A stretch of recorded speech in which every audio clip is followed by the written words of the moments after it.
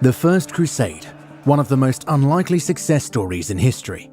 A motley army of warrior pilgrims traveled thousands of miles from Western Europe to the Holy Land, where they battled some of the most formidable Eastern powers of the period, such as the Seljuk Turks and the Fatimid Caliphate.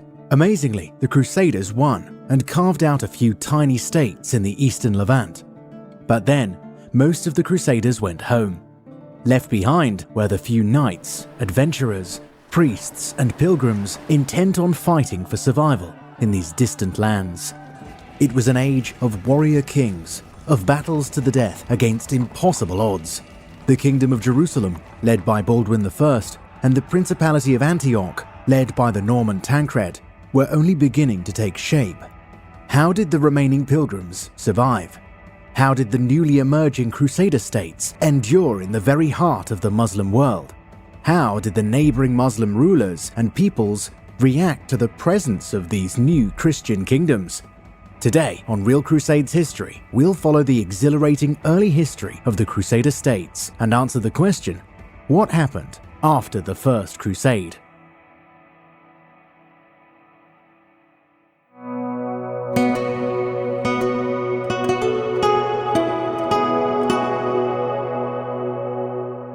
Before we get into today's video, check out my historical novel set during the Crusades. Why Does the Heathen Rage? Based closely on primary source material, Why Does the Heathen Rage plunges you into the action of the early Crusades era. Click the link in the pinned comment or in the description box below to pick up a copy or get it on Kindle today. And now on with our topic. The First Crusade proved to be one of the most momentous events in history. After some 4 centuries of Muslim rule, Jerusalem, Antioch, and other cities and regions in the Eastern Levant were once again held by Christian powers. But after the final success of the First Crusade, the Battle of Ashkelon, the bulk of the Crusader army returned home to the Latin West. Left behind were small Christian forces holding a few scattered outposts deep in the heart of Muslim territory. Piety and fighting spirit had led to these first victories, but it would take more than that for the fledgling Crusader States to survive. Fortunately for the Crusaders, the men who remained to rule were quite capable. The Kingdom of Jerusalem was in the hands of Godfrey of Bouillon, a pious, tough warrior well liked by his contemporaries. Godfrey was a soldier's soldier, but also an approachable ruler who inspired loyalty in his followers. He was austere in his tastes, shunning fine clothes, and genuinely pious in his Christian faith. Like many of the knights from his ancestral region, he didn't adopt the new clean-shaven, short-haired style of the Normans, but wore his blonde hair and beard long, like Charlemagne. By now, his long hair and beard were likely growing whiter as he approached his early 40s, though he was still strong and vigorous. In the aftermath of the First Crusade, Godfrey was most often found in his saddle, alongside his knights, personally commanding the campaigns to secure the newly conquered kingdom. We're used to seeing neat, colorful maps displaying the Crusader States, but defined borders didn't exist at the close of 1099. The Kingdom of Jerusalem contained Jerusalem itself, Bethlehem, northward to the plain of Jezreel, and Nablus, protected by the Jordan Valley to the east. To the north, the kingdom included Galilee and Nazareth, Haifa, and toward the south, Hebron, and the little castle of St. Abraham. To the west, the kingdom included Ramlah and Lida, and finally its port of Jaffa. Many Palestinian cities, including most of the wealthy coastal towns, remained in Muslim hands. Farther north in Syria, the Principality of Antioch was ruled by Bohemond and his South Italian Normans. Bohemond, like Godfrey, was a competent ruler, but shrewder and more daring. He was a giant of a man, at his best facing down impossible odds. Princess Anna Komnena, daughter of the Byzantine Emperor Alexius Komnenos, was a teenager when she first saw Bohemond as her father negotiated with him at Constantinople during the First Crusade. In her writings, Anna describes Bohemond vividly. She seems to have been rather taken with this handsome, roguish stranger, though she was clearly afraid of him as well. For he was a marvel for the eyes to behold, and his reputation was terrifying. He was so tall in stature that he overtopped the tallest by nearly 1 cubit, with broad shoulders and a deep chest and powerful arms. His blue eyes indicated both a high spirit and dignity. A certain charm hung about this man, but was partly marred by a general air of the terrifying. He was so made in mind and body that both courage and passion reared their crests within him, and both inclined to war. Bohemund had gained control of the ancient Byzantine city of Antioch in 1098 during the most perilous phase of the First Crusade, and from there he began to expand his power base into a formidable northern Syrian state. Bohemund's principality contained 2 parts, Cilicia and northern Syria, as Ralph Udale puts it, almost at right angles to each other. And their angle formed by their shores was the northeastern corner of the Mediterranean Sea. Cilicia's Armenian population was quite friendly to the Crusaders, especially as they wanted to avoid falling again under the power of the Byzantine Emperor. Here the principality contained the prosperous cities of Tarsus, Mamistra, Adana, and Amzarba. After the main army of the First Crusade moved on toward Jerusalem in 1098, Bohemund took Arta and the port of St. Simeon. Bohemund had attempted to take the Byzantine port of Latakia, but Raymond of Toulouse and other crusaders loyal to the Emperor Alexius prevented him from achieving his aim. To the northeast of Antioch lay the county of Edessa, ruled by Godfrey of Bouillon's younger brother, Baldwin of Boulogne. Count Baldwin held Edessa itself, as well as Turbessel and the fortresses of Bira and Sarouge. Here too the final shape of the state was only beginning to form. But here too Edessa had a gifted ruler. Taller and darker haired than his brother, Baldwin was a stern, less approachable man. Also, unlike his brother, he liked fine apparel. The chronicler, William of Tyre, says that he always wore a richly made mantle hanging from his shoulders. Though he was not as popular as his brother, Baldwin was a good commander, shrewd and far-sighted. He could anticipate problems and knew how to manage affairs and people. Early on during the First Crusade, he showed some rashness and self-seeking that almost caused mutiny in his men at one point. But by 1100, he was demonstrating increasing maturity and prudence. As a younger son, he was destined originally for the church and had received a clerical education. He knew church law well and could debate the finer points with any bishop. In the autumn of 1099, Baldwin of Boulogne received correspondence from Bohemund at Antioch. Bohemund suggested that together the two of them should march with their forces as pilgrims to Jerusalem, where they could fulfill their vows to venerate the Holy Sepulchre of Christ. Baldwin agreed, and in November joined Bohemund at the head of a considerable combined force. Baldwin and Bohemund made it to Jerusalem after a long, difficult journey. Here, they celebrated Christmas with Godfrey of Bouillon. At the Church of the Holy Sepulchre, the papal legate, Archbishop Daimbert of Pisa, was elected Patriarch of Jerusalem. Godfrey and Bohemund both did homage before Daimbert, proclaiming themselves vassals of the Church as represented by the Pope's legate. For Bohemund, this helped secure his legitimacy as Antioch's ruler. Prior to the First Crusade, Bohemund and most of the other leaders of the Crusade had sworn before Alexius Comnenus to return any cities previously belonging to the Byzantines to the emperor after they were conquered by the Crusaders, provided the emperor continued to provide assistance and support throughout the crusade. However, during the dark days of the siege of Antioch, the emperor had abandoned the Crusaders. Bohemund devised a scheme to capture the city on condition that he be allowed to keep it. The Crusaders had agreed at the time, though with some reluctance given their initial oath to Alexius. Bohemund argued that Alexius had broken his part of the agreement, and so they were no longer obligated to return Antioch to him. Even today, it is difficult to refute Bohemund's reasoning. Had Alexius not abandoned the Crusaders in their hour of need, there's little reason to doubt they would have returned Antioch to him. Now, receiving official recognition from the Pope's man, Bohemund was far more confident in his position as Prince of Antioch. Godfrey tended to exhibit a simple, straightforward piety, and this may have inclined him toward accepting the overlordship of the Church in Jerusalem. But he was also in a difficult situation. He had few men and funds, and Daimbert brought with him soldiers and wealth needed to help secure the new kingdom. Initially, the church seems to have envisioned the kingdom of Jerusalem as an ecclesiastical state, with a warrior prince like Godfrey acting as a subordinate military power to secure the rule of churchmen like Daimbert. But how long could this arrangement last? After Baldwin and Bohemund completed their pilgrimage and returned home, Godfrey continued to campaign in Palestine. Many local Muslim rulers were eager to come to terms with him. In early 1100, Godfrey received embassies from the Muslim emirs of Ashkelon, Caesarea, and Acre. The ambassadors met with Godfrey while he was campaigning.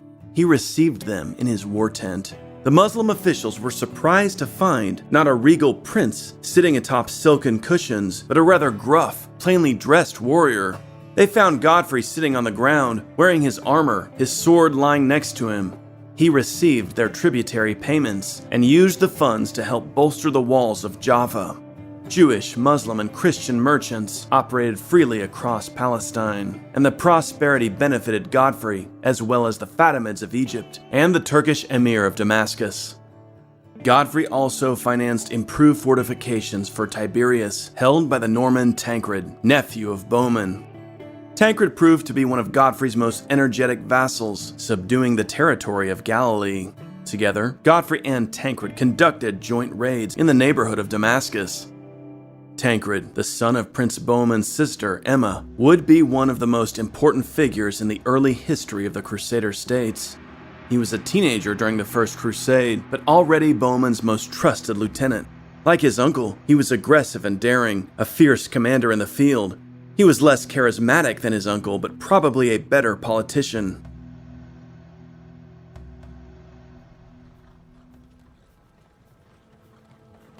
After returning to Antioch, Bohemund spent the first half of the year 1100 campaigning in the east, conquering territory from the Emir of Aleppo.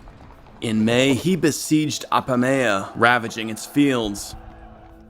In response, Ridwan, the Emir of Aleppo, assembled his army and advanced from Athareb, intent on driving the Franks from Kela.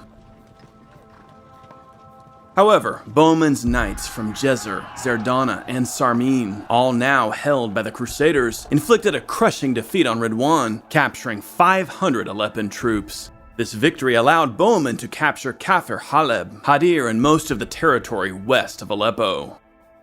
The Norman giant was now positioned to capture Aleppo itself. Suddenly, messengers arrived from Gabriel, the Armenian governor of Melitene in Anatolia. Gabriel begged for Bohemund's assistance, for Melitene was besieged by the Turkish emir Danishmend of Sirvis. Bohemund at once assembled a force of a few hundred and hurried to the relief of his Armenian ally. Worried about delay, Bohemund hadn't waited to assemble a large army. As he advanced on Melitene in July of 1100, he was attacked by Danishmend, whose larger forces overcame Bohemund's knights. While the Normans were put to flight, Bohemund himself was captured in the battle. The Norman managed to dispatch a lock of his hair to his ally, Count Baldwin of Edessa. Baldwin at once assembled an army. As the Edessan Franks approached Melitene, Danishmend raised his siege and retreated. Baldwin pursued the Turks for 3 days, but to no avail. He turned back. Melitene was saved, but Bohemund was in the hands of Danishmend.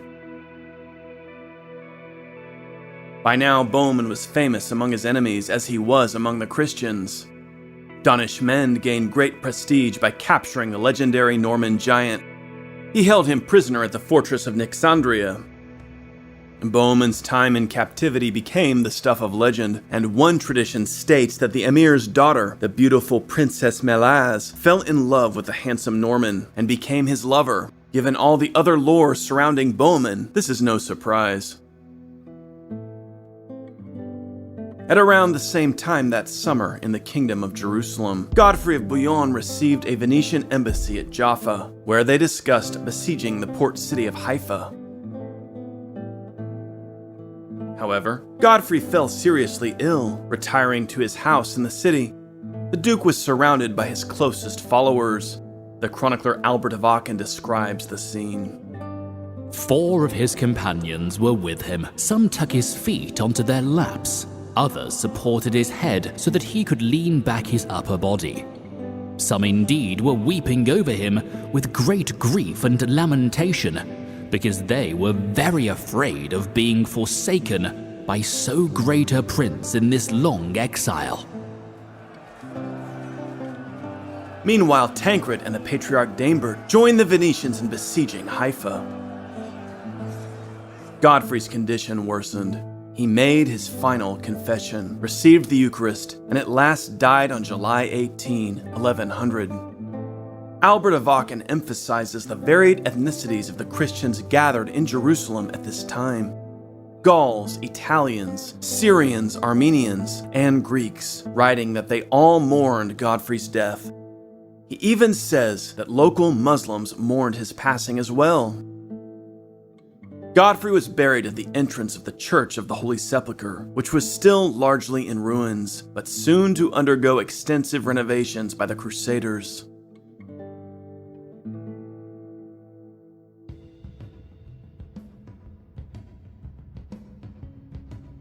Daimbert had likely been looking forward to Godfrey's death as an opportunity.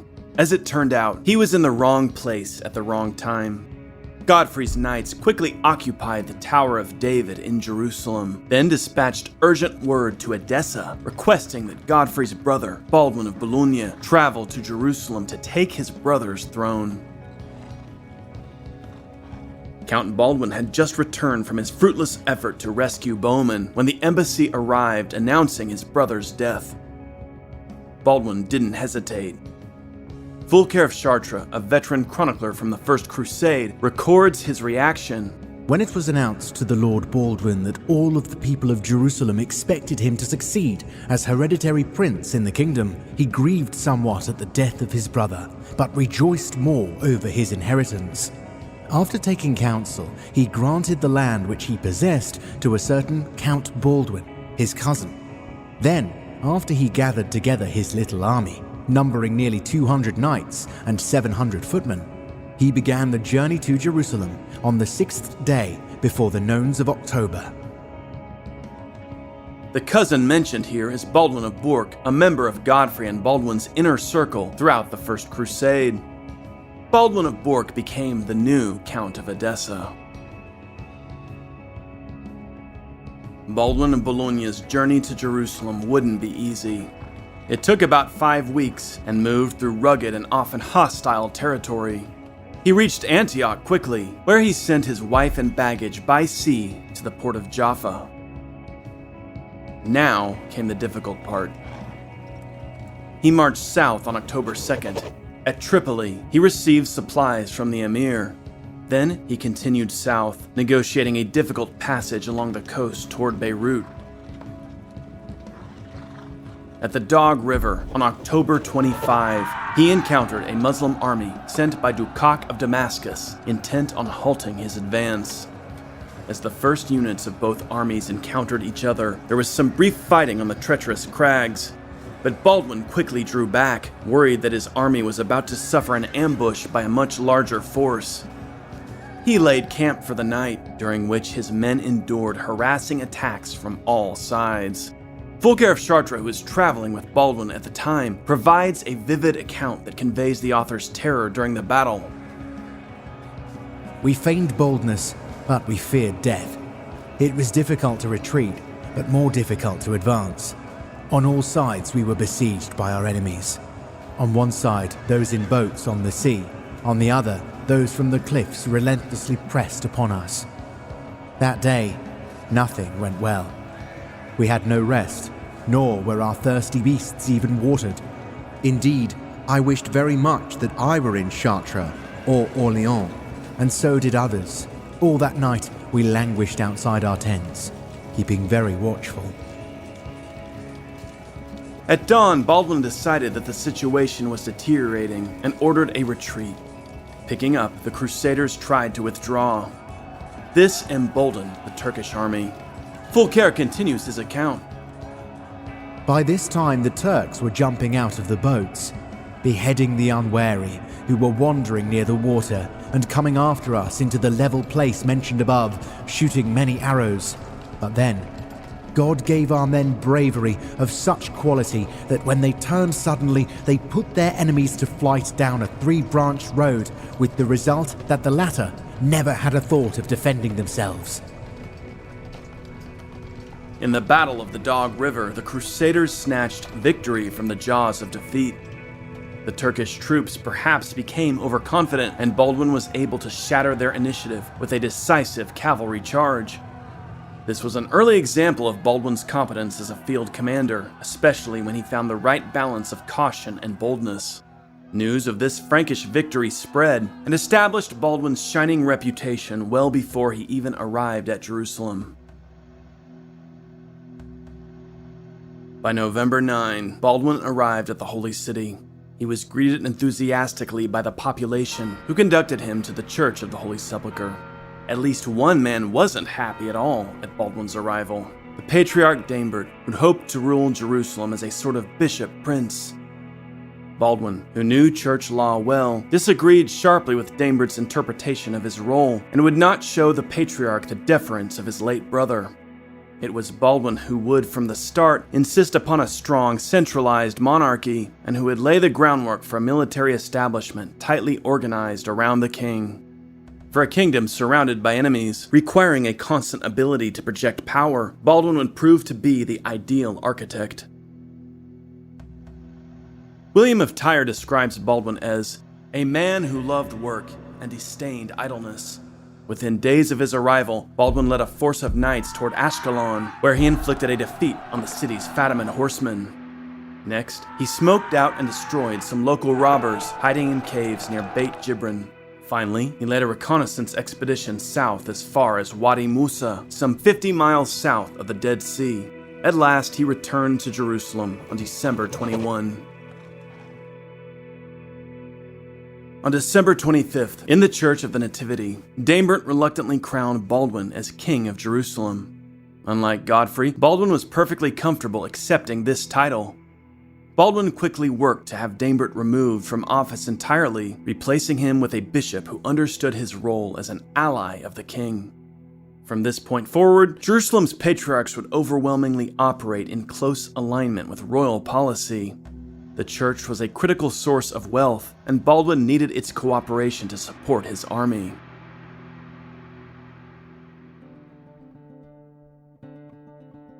After his coronation, Baldwin I, King of Jerusalem, was faced with a difficult situation.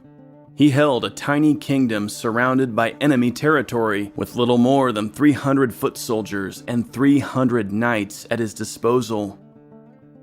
This was an astonishingly small number of men, considering that many of the surrounding Muslim states could assemble armies numbering in the thousands. The Frankish priest and chronicler Fulcher of Chartres, who accompanied Baldwin to Jerusalem and served as his chaplain, wrote that he could scarcely understand why the neighboring Arab, Persian, and Turkish powers didn't simply overwhelm the undermanned Crusader kingdom. His explanation? God's mercy, but also Baldwin I's wise leadership.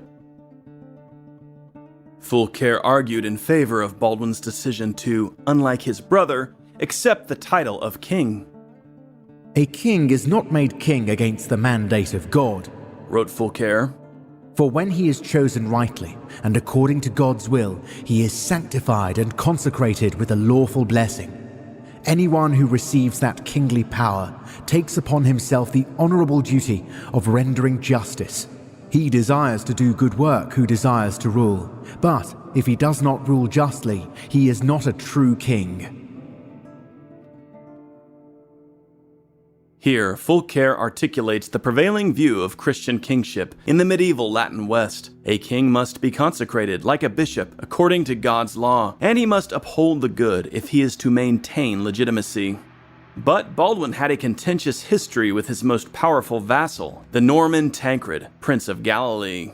Tense negotiations were initiated to convince Tancred to appear at court and acknowledge Baldwin as king.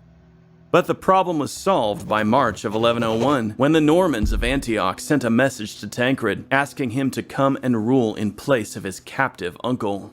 Tancred readily agreed and departed Galilee to take up rule in Antioch. Though these two young, headstrong men never got along, they were the two crucial architects of the early Crusader States. Godfrey and Bowman were the legends, but Baldwin and Tancred settled in for the tough, long work of actually building up the military strength and institutional structures of the Frankish East. Meanwhile, Pope Pascal sent a legate to the new kingdom, the Cardinal Maurice, in response to an appeal from Daimbert of Pisa, who felt that he had been wrongly deprived of his office by Baldwin. But King Baldwin was no easy opponent in matters theological. Baldwin's broad knowledge of church law, combined with his keen rhetorical skill, contributed greatly to Maurice's decision. He agreed with the king and declared Daimbert guilty and deposed. Daimbert threw himself on Baldwin's mercy, begging forgiveness.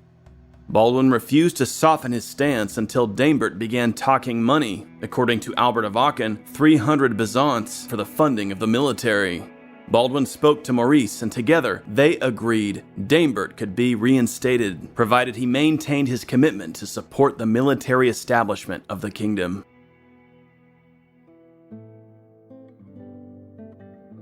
With Tancred gone, Baldwin's vassals were mostly made up of his brother's knights and the men who'd traveled with him from Edessa. Haifa had been secured at the end of 1100, but Baldwin wanted to subdue other nearby port cities. This would increase the security and prosperity of the kingdom, allowing pilgrims and merchants to come and go more safely. Fulcher describes the beginning of the Kingdom of Jerusalem's enduring dependence upon travelers arriving from the western homelands of the Franks. He writes how when pilgrims and travelers arrived, we promptly and joyfully met them as if they were saints. From them each of us anxiously inquired concerning his homeland and his loved ones. The new arrivals told us all that they knew. When we heard good news, we rejoiced. When they told of misfortune, we were saddened. They came to Jerusalem. They visited the Holy of Holies, for which purpose they had come. Such arrivals in the spring of 1101 helped Baldwin achieve his first conquests. Fleets of Genoese and Pisans arrived at Jaffa and joined the king in besieging Arsuf.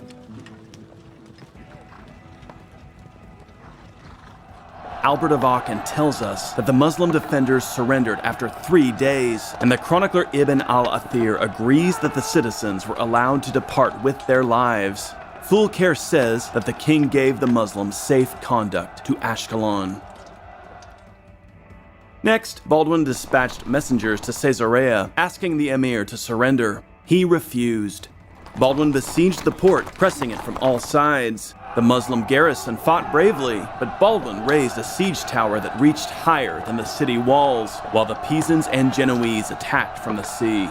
Fierce fighting broke out on the walls between Baldwin's men and the emirs.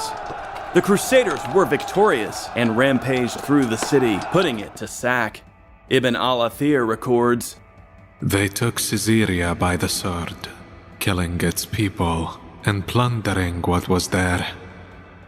Fulcher writes, Very few of the male sex were left alive, but a great many of the women were spared because they could always be used to turn the handmills. When the Franks captured the women, they bought and sold them, the comely and the ugly, among themselves, and the men also. Baldwin wanted to encourage other strongholds to follow the example of Arsuf and thus avoid Caesarea's grisly fate. With Arsuf and Caesarea now controlled by Frankish garrisons, Baldwin had greatly enhanced the power of the kingdom. But once he was back in Jerusalem, word began to filter in that the Fatimids of Egypt were assembling forces for a major attack on the Crusaders.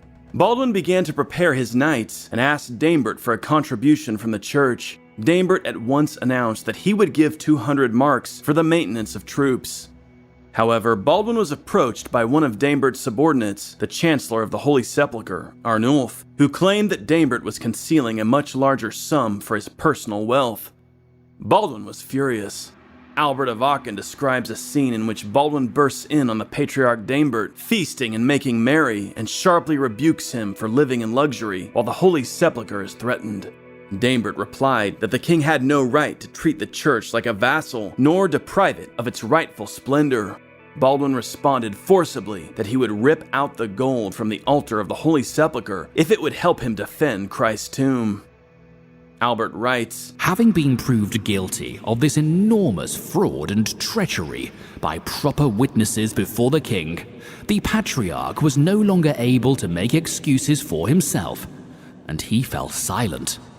He was at once and without delay deprived of the power and presentation of the Lord's sepulchre. Meanwhile, new reports confirmed that the Fatimids were indeed massing an enormous army in Egypt and preparing to invade the kingdom. It was September, and Baldwin was celebrating the feast of the Nativity of the Virgin Mary in Jerusalem. He at once put out the summons to the army and marched to Jaffa. There, the king strengthened the town's defenses and gathered around himself a force of some 300 knights and 900 infantry. Baldwin was about to face the first great challenge of his reign. The Fatimids, ruling one of the wealthiest and most powerful kingdoms in the Mediterranean world at that time, could assemble much larger forces. A Fatimid expeditionary force could number 3,000 to 5,000. At full strength, the Fatimids could field an army as large as 20,000, as they did at the Battle of Ashkelon during the First Crusade. The Fatimids recognized the weak position of the Crusaders. They meant to deal with this troublesome Frankish kingdom on their northern frontier once and for all. Although Fatimid Egypt was officially ruled by its caliph, it was the vizier, al-Afdal, who exercised real power, while the caliph lived in secluded luxury.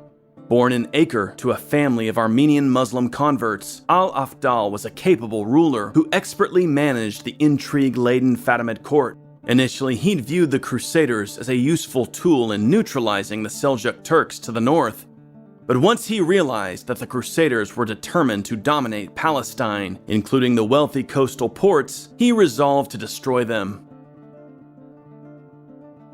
For his 1101 campaign, he gave command to the general Sayyid al-Dawla and began assembling troops at Ashkelon in mid-July, according to the Muslim chronicler Ibn al-Qalanisi. This was when rumors first reached the ears of King Baldwin, but the decisive confrontation wouldn't come until September.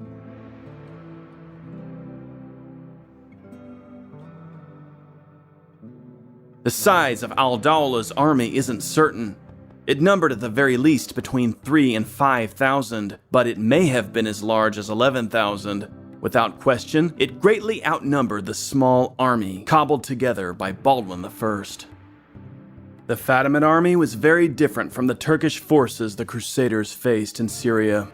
Turkish armies were dominated by swift light horse archers, making them highly mobile. Turkish forces also tended to be organized around tribal loyalties. The Fatimid army was funded by the wealthy coffers of Cairo and included plenty of mercenaries.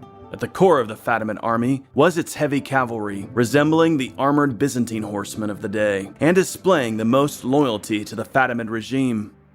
Ethnically, these horsemen varied: Arabs, Egyptians, Armenians, and more. Protected by mail, their primary weapons were the spear or sword. Light Berber cavalry were also loyal and key Fatimid units. The vizier hired light Turkish horse archers when he could, but never in large numbers, since Egypt lacked the pasture land to support Turkish ponies. Bedouin auxiliaries also served as light cavalry, though they could be unreliable, for they were just as likely to offer their services to the Crusaders, and might even turn on their Fatimid employers in the event of a defeat.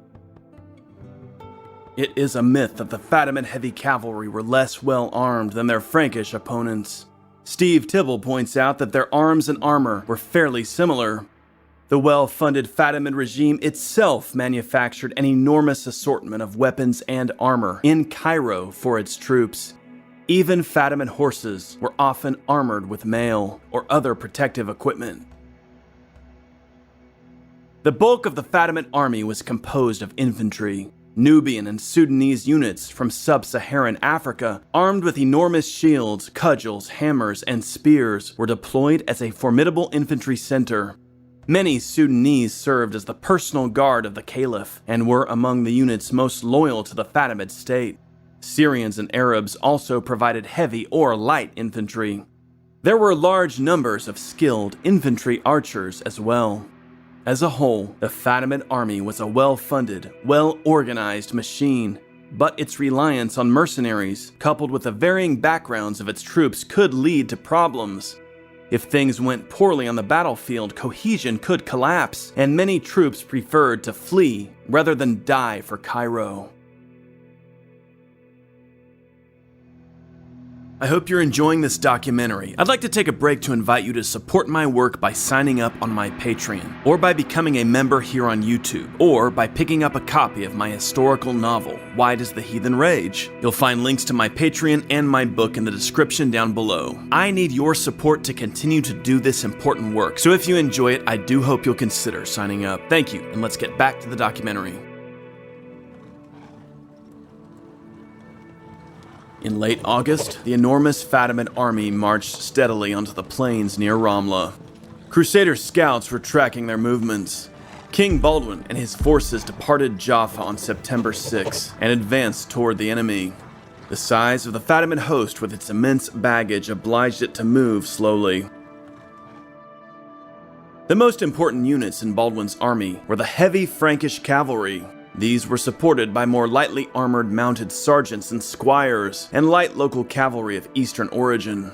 The infantry made up the bulk of the army, and was mostly composed of Eastern Christians, although some Franks were likely included in their ranks. The infantry, with their large shields and spears, were a critical component of the Crusader army, acting as a screen to protect the horsemen. Infantry archers also accompanied Baldwin's small force.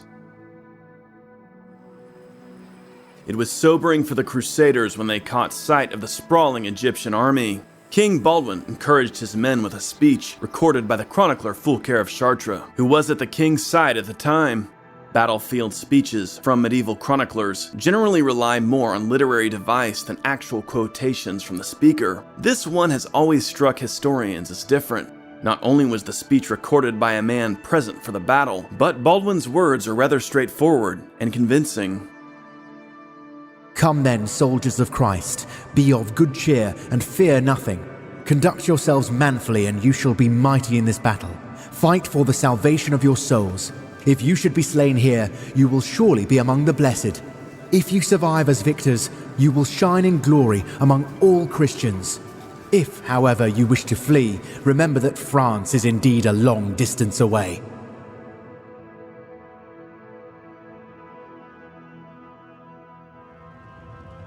Fulcher's record of Baldwin's words seems like the rather plain and soldierly encouragement from a king to his men.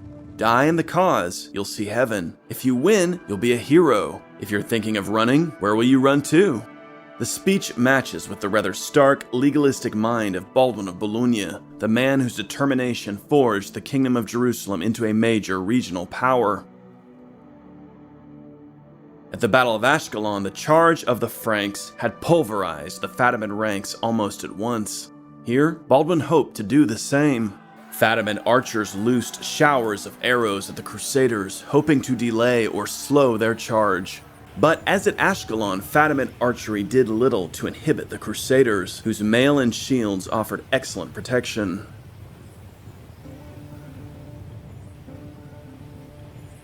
Immediately, the 1st Division of Frankish cavalry, led by a knight named Bervold, gave charge, attacking the center of the Fatimid army. The Fatimids suffered serious casualties in this first strike, but the density of their ranks absorbed it. The sheer numbers of the Fatimid infantry meant that the small line of Crusader knights was quickly in danger of being surrounded. Fulcher wrote down what he saw. Our men, although very few, dashed into the surging cohorts of the enemy like fowlers into a mass of birds, shouting, "God help us!" The number of the foe was so great, and they swarmed over us so quickly, that hardly anyone could see or recognize anyone else. Quickly, Bervold's knights were overwhelmed. Bervold himself fell during that initial attack, as did the bulk of his men. Only a few escaped, including one knight who lost a hand. After this dismal start, the 2nd Frankish Cavalry Division didn't hesitate. Led by Geldemar Carpanel, one of the late Duke Godfrey's right-hand men, they charged the Fatimids. Again, the initial impact killed plenty of Egyptian infantrymen, but the knights were overwhelmed. Geldemar fell in the fight. Only 2 of his knights, identified as William and Ergengold by the chronicler Albert of Aachen, made it back to rejoin the Frankish lines. At the Battle of Ascalon during the First Crusade, the Crusaders had 11,000 men, including around 1,200 knights. Here, they had around 1,200 men in total, around 900 foot soldiers, and roughly 250 knights. The reduced size of the cavalry contingents was proving to be a major problem. Still, a 3rd division prepared to attack, the Galilean Knights, led by Hugh of Tiberias. Once more, they launched a charge. This time, the Christian knights did quite a bit more damage, and though they too suffered heavy losses, Hugh and a fair number of his comrades made it out and returned to the Crusader lines. At this point, the advantage was with the Fatimids. Unlike the Crusaders, they could absorb their losses, and were even now regrouping. During this early phase, one contingent of Fatimid horses, Fulcher says they numbered 500, managed to deploy behind the Frankish army, where they inflicted some of the only significant casualties suffered by Baldwin's infantry during the battle. However, this Fatimid contingent failed to break through the Crusader ranks. Nevertheless, they thought the battle already won for their side, and so rode on north toward Jaffa, eager to plunder the villages while their comrades finished off Baldwin's little army.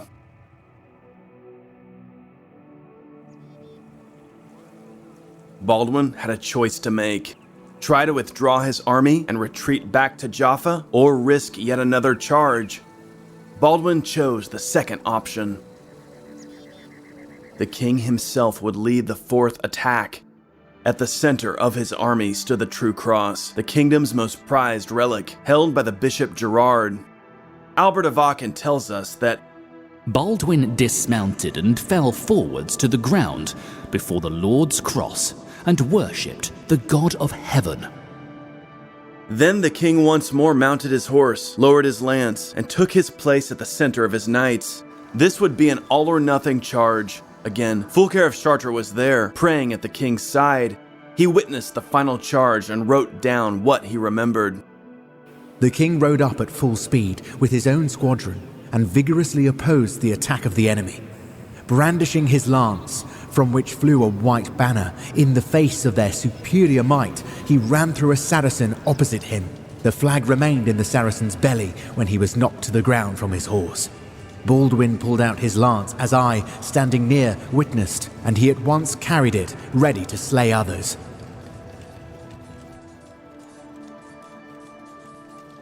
Fulcher's account is quite gritty and vivid. We can see the priest standing there behind the protective screen of Crusader infantry, watching as the king and his knights charged out into the fray. This final charge broke the Egyptian center entirely, panicking the 2 Fatimid flanks. The Muslim chronicler Ibn al-Qalanisi tells us that the Fatimid general, Sayyid al-Dawla, died in the fighting. The Franks charged against him, and he strove to maintain his ground. But his predestined fate outstripped him, for his horse stumbled with him and he fell from it to the ground, and gained the prize of martyrdom on the spot, Allah's mercy upon him. As the Egyptians fled, the Crusaders pursued them to some extent, but their own small army was so badly depleted that their ability to harass the defeated was limited. The mounted Frankish sergeants and light Eastern cavalry managed to harass some of the refugees as far as Ashkelon itself, while the infantry, who'd spent most of the battle in a defensive formation protecting the king's army, now had a chance to chase and kill the wounded and the exhausted stragglers trying to escape on foot.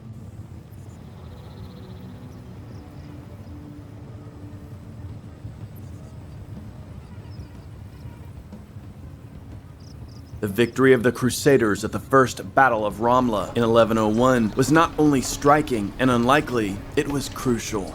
If Baldwin had died and his army been destroyed in that final attack, what would have stopped the Fatimids from reclaiming Jerusalem? For the Fatimids, it was a terrible disappointment.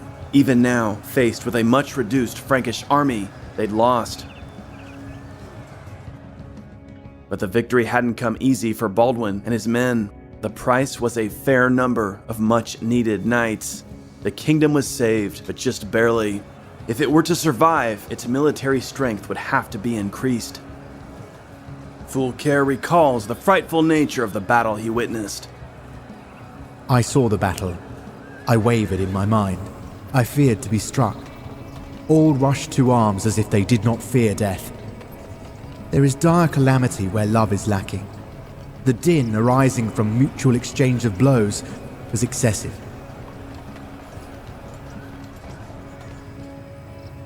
The battle had an epilogue. Remember, during the early stages of the fighting, the Franks suffered such serious losses that a contingent of Fatimid horsemen assumed their side had already won, and so galloped north to pillage the lands around Jaffa. The appearance of this Fatimid contingent spread panic through the Christian villages. Many assumed Baldwin and his men had been destroyed, and the king's Armenian queen even prepared to flee. However, when Baldwin and his victorious army marched back toward Jaffa, they ran right into this band of merry Fatimid plunderers, loaded with spoil, and on their way back toward Egypt. Needless to say, their mood soon changed.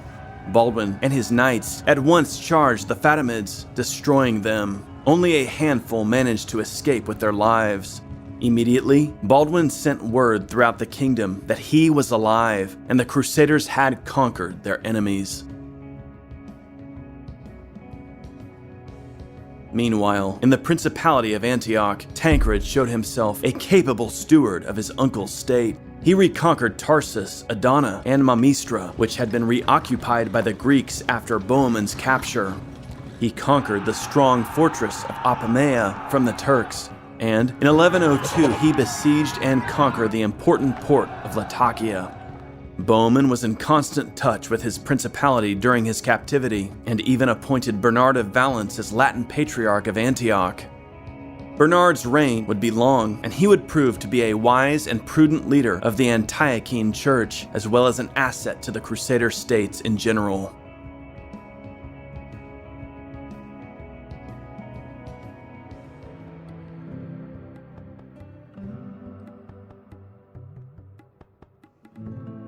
The start of 1102 saw the beginnings of the Fourth Crusader State in the Levant.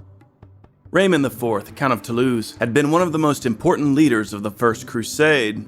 A powerful man who ruled some of the wealthiest lands in what is today France, Raymond had been the oldest of the leading figures of the First Crusade. His army had been one of the largest, and he'd been among those who'd achieved the conquest of Jerusalem itself in 1099.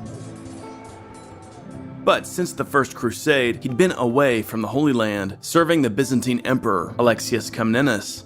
Raymond and Alexius would remain close allies. In late 1101 or early 1102, with the blessing of the Emperor, Raymond returned to the Levantine theater, accompanied by around 300 knights. Raymond's target was well chosen. The magnificent coastal city of Tripoli, located between the spheres of influence of the Principality of Antioch and the Kingdom of Jerusalem. Tripoli was the ideal capital for a new Crusader state. But Tripoli itself was too large and powerful for Raymond to attack at once, with a mere 300 knights. First, he targeted the fortress of Tortosa, which he and his men captured with the help of a Genoese fleet on February 18, 1102. Tortosa was the base of operations Raymond needed to begin subduing Tripoli itself. The Emir of Tripoli was alarmed by these developments. He sent word to the Emir of Homs and to the powerful Seljuk Turkish ruler of Damascus, Dukak, asking for troops to help defend Tripoli. The struggle for Tripoli had only just begun and would prove to be a long war. Meanwhile, in Cairo, Al-Afdal, the Fatimid vizier of Egypt, was disappointed by the failure of his previous year's campaign against the Kingdom of Jerusalem. But he understood the peril of Baldwin's situation. The First Battle of Ramla had been narrowly won by the Crusaders. The thing for Egypt to do was launch another campaign, and quickly, before Jerusalem had time to raise reinforcements. Egypt was enormously wealthy, and Al-Afdal had no difficulty organizing another large army. He began preparations for an 1102 campaign. In Jerusalem, King Baldwin I received disappointing news. Several Crusader contingents, the so-called Crusade of 1101, had been destroyed in Asia Minor by the Seljuk Turks. This Crusade of 1101, made up of forces from Burgundy, Blois, Aquitaine, and the Holy Roman Empire, had coordinated poorly with one another, operating separately rather than as a cohesive army, and had been unable to overcome the Seljuks as the First Crusade had done in 1097. These reinforcements would have been most welcomed by the Kingdom of Jerusalem. Their destruction was a bitter pill for Baldwin to swallow. The king heard all about the perils faced by the Crusade of 1101 in Asia Minor when some of its leaders arrived at his court in early 1102. Among them was Duke William I of Aquitaine, the grandfather of Eleanor of Aquitaine, and Stephen, Count of Blois, who'd been one of the leaders of the First Crusade, but had abandoned his allies during the dark days of the Siege of Antioch in 1098. Stephen's flight from the First Crusade proved to be an unbearable stain on his reputation. While the other leaders of the First Crusade had achieved legendary status across Christian Europe, Stephen was widely reviled for having cut and run. Stephen's Norman wife, the Countess Adela, a daughter of William the Conqueror, was so humiliated that she incessantly demanded her husband lead another expedition to the Holy Land. By joining the Crusade of 1101, Stephen had hoped to repair his honor. Now, he was finally at Jerusalem, with what remained of his small force, following his disastrous experience in Asia Minor. Baldwin celebrated Easter with Count Stephen and Duke William. William then safely sailed for home in April, but bad weather prevented Stephen's departure from Jaffa. Just then, news arrived that the Fatimid army was once again advancing on Ramla. Stephen, eager to prove his worth, offered his small following of knights to Baldwin's cause. Baldwin eagerly accepted. He needed all the help he could get. So began the course of events leading to what historians call the Second Battle of Ramla. Al-Afdal was confident that the motley Crusader kingdom could not withstand a second invasion. This time, he placed his own son, Sharaf al-Ma'ali, in command. The Fatimid army was roughly the same size as the one mustered the previous year, well equipped to subdue Jerusalem. In mid-May, it marched out of Ashkelon and advanced rapidly on Ramla. Baldwin had not expected the Fatimids to move so quickly. He was horrified when a desperate plea for help arrived at Jaffa from the Bishop of Ramla. Ramla was besieged, with the king's garrison only barely holding out in the tower. At the moment, the kingdom's army was in the process of assembling, but Baldwin wanted to advance at once and try to drive the Egyptians from Ramla. Stephen of Blois suggested they wait until the army could be fully mustered. But Baldwin was inclined to set off at once, hoping to save Ramla. Stephen's advice was rejected.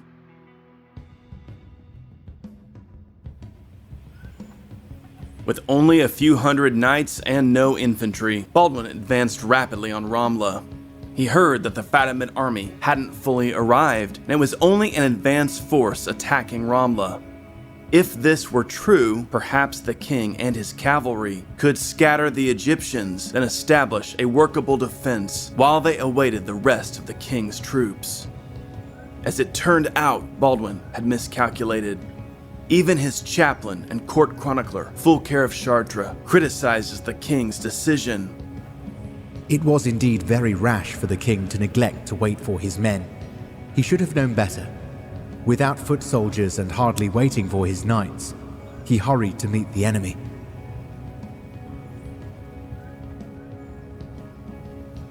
It may surprise modern readers to find a king's servant so openly critical of him. But free speech tended to prevail among the Franks, and it was not uncommon for the king's men to voice their criticisms. To be fair, there was a certain logic to Baldwin's urgency. He knew that Fatimid armies were vulnerable to a determined, quick attack. Perhaps, if Baldwin could get at the Fatimids before they were fully organized and hit them hard, he could end their invasion quickly with minimal losses. But Baldwin suddenly found himself faced with the full might of the Fatimid army. It was too late to escape. The Fatimids were exhilarated to find themselves faced with the king and only a small number of knights. At once, their light cavalry maneuvered to cut off retreat. Baldwin, Stephen, and their fellow Franks, faced with this enormous foe, had one option: attack. Fulcher records, Indeed, this was the place and the occasion to show valor. The Franks hastily plunged among the Arabs in a brave assault, and because our knights numbered no more than 200, they were surrounded. Albert of Aachen, whose writing was primarily derived from interviewing survivors, vividly describes the interesting weapons used by the Sudanese infantry, which were quite effective against the outnumbered, surrounded Frankish knights. They attacked the king and his men with cudgels, made in the manner of hammers from iron and lead. And they hit not only the knights, but also their horses hard on the forehead, and their other limbs, driving them away from the battle by their severe blows. Many knights fell in this combat. Baldwin and some of his knights, Fulcher says a few, Albert says 50, made it out of the fray and managed to enter the Tower of Ramla. Here, they were surrounded and trapped by the Fatimids, who put the little fortress to siege. In this difficult situation, a Muslim nobleman whose family had been shown mercy by Baldwin during a previous raid helped smuggle the king out of Ramla, along with a single squire and a knight called Hugh of Brulis. The next day, the Fatimids set the Tower of Ramla aflame.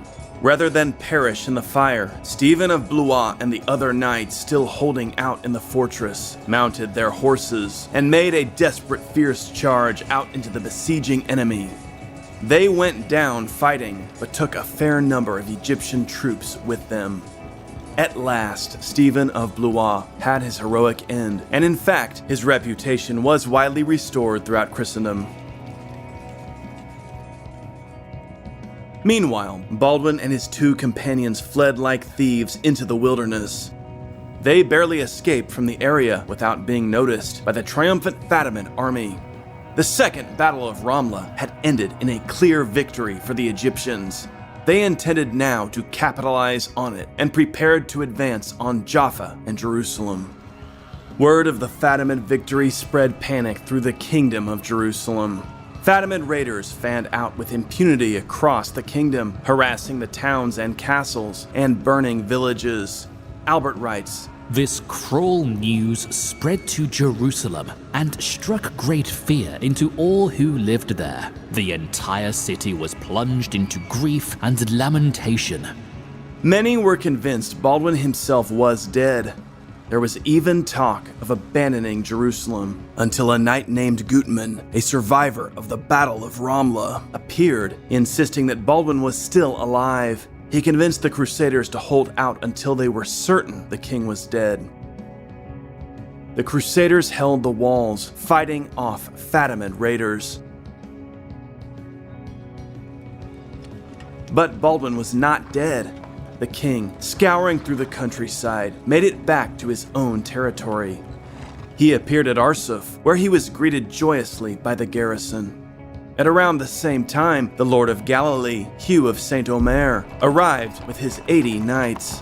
When Baldwin learned that the Fatimid army was advancing on Jaffa, he at once summoned together the forces at his disposal, including Hugh and his knights, survivors from Ramla, as well as an assortment of infantry and pilgrim troops. Then, the king boarded a ship and set out for Jaffa. Meanwhile, the queen and the court held out at Jaffa. Roger of Razoi and other surviving knights from Ramla arrived, reporting that all was surely lost. Baldwin most likely dead.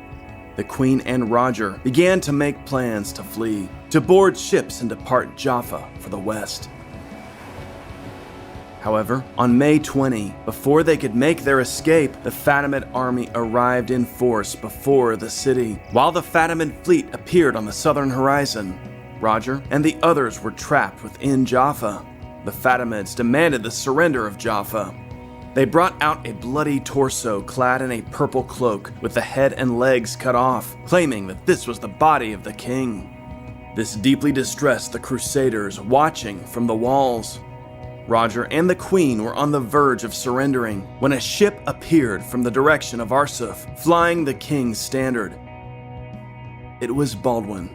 The king was alive. Hope was restored. While Baldwin approached Jaffa by sea, Hugh of Saint-Omer drove toward Jaffa by land with his cavalry. The Egyptian fleet tried to intercept Baldwin's ship, but the English sailors piloting the king's vessel avoided the Fatimid attack and brought the king safely into Jaffa's harbor. Once inside, Baldwin mounted a horse, gathered what knights he could, and made a sortie from the town and battled his way through the Fatimid lines, allowing Hugh and his knights to join him within Jaffa. By now, the Fatimids were getting a little nervous, but the king was still horribly outnumbered, and the general, Sharaf al-Ma'ali, was confident he could eventually starve the Crusaders out. Then, unexpected reinforcements arrived to bolster Baldwin's army. A large pilgrim fleet appeared on the sea, filled with soldiers from England, France, and Germany. The pilgrim fleet was large enough to break the Egyptian blockade. The king and his companions felt certain that God had saved them as they watched hundreds of fresh troops disembarking onto Jaffa's port. Baldwin now had a substantial army under his command. On May 27, he emerged with his forces from Jaffa and attacked the Fatimid besiegers.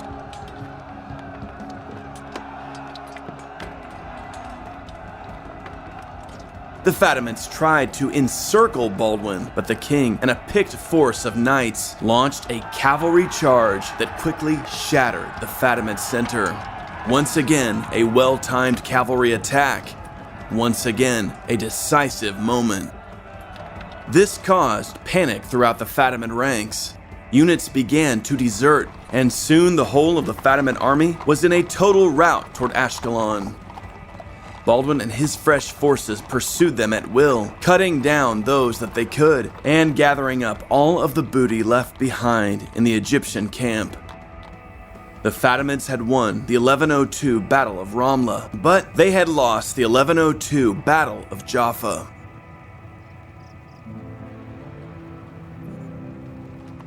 The Crusaders had turned defeat into victory. For the second year in a row, the Fatimid invasion had been thwarted. The history of the Fatimid invasion of 1102 is truly remarkable. If the events of 1101 had been perilous for the Crusaders, 1102 had been very nearly a total disaster. It's easy to see why the Latin Christians of the Kingdom of Jerusalem felt that God alone could explain their ultimate victory in 1102. At several points, total catastrophe had been averted by the most unlikely of good fortunes.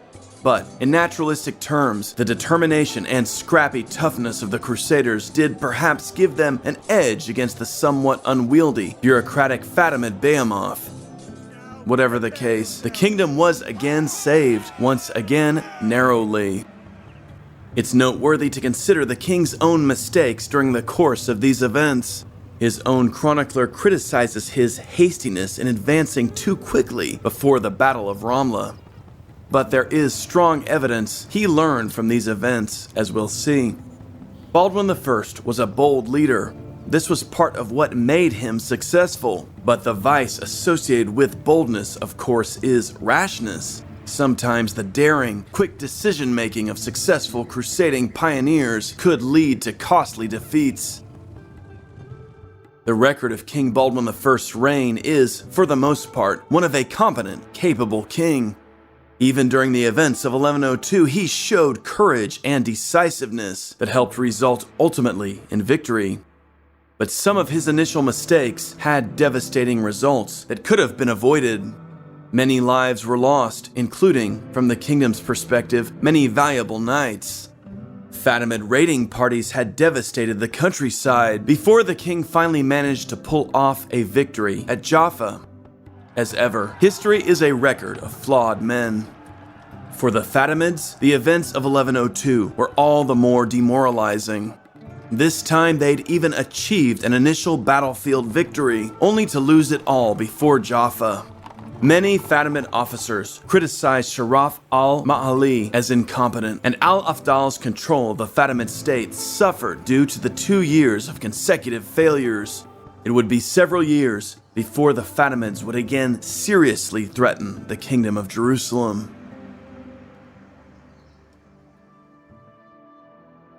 Now that we have looked at the intense events in the Kingdom of Jerusalem during the year of 1102 and the beginnings of the County of Tripoli, let's turn to the northernmost Crusader States, the Principality of Antioch and the County of Edessa.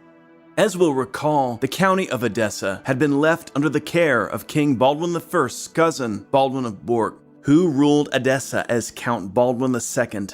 Count Baldwin's situation was difficult. The County of Edessa had no natural frontiers and was exposed to attack from the powerful Turkish rulers operating on its northern, eastern, and southern frontiers, especially the Ortakid Turks of Mardin. The Count needed strong garrisons to protect his castles, and he relied heavily on local Armenian Christians who made up the bulk of Edessa's population. To solidify his alliances, Baldwin II married Morphia, daughter of a great Armenian nobleman, Gabriel of Melitene. Remember, it was Gabriel who Bohemond had tried to help back in 1100. The Armenians and Franks forged a close bond that endured throughout the Crusades era. But the Armenians couldn't get used to the shaven faces of many Frankish knights who brought that fashion with them from the west. We hear of Baldwin's father-in-law, Gabriel, being shocked by the idea of his daughter's husband going around beardless. There is even a story that Gabriel paid Baldwin 30,000 besants not to shave his beard. This may just be an amusing tale told around firesides or among garrison troops as they passed the long, vigilant nights in Crusader castles. What this really tells us is that Gabriel was a generous contributor to the funds needed to defend the County of Edessa. In 1101 or 1102, one of Count Baldwin's cousins, Jocelyn of Courtenay, arrived at Edessa seeking employment. Jocelyn had fought in the ill-fated Crusade of 1101 and was determined to make his way in the Crusader States. Baldwin was delighted by his cousin's arrival and invested him with the important lordship of Turbessel, which included all of the castles on the western side of the Euphrates. Jocelyn would prove to be a key player in the success of the County of Edessa.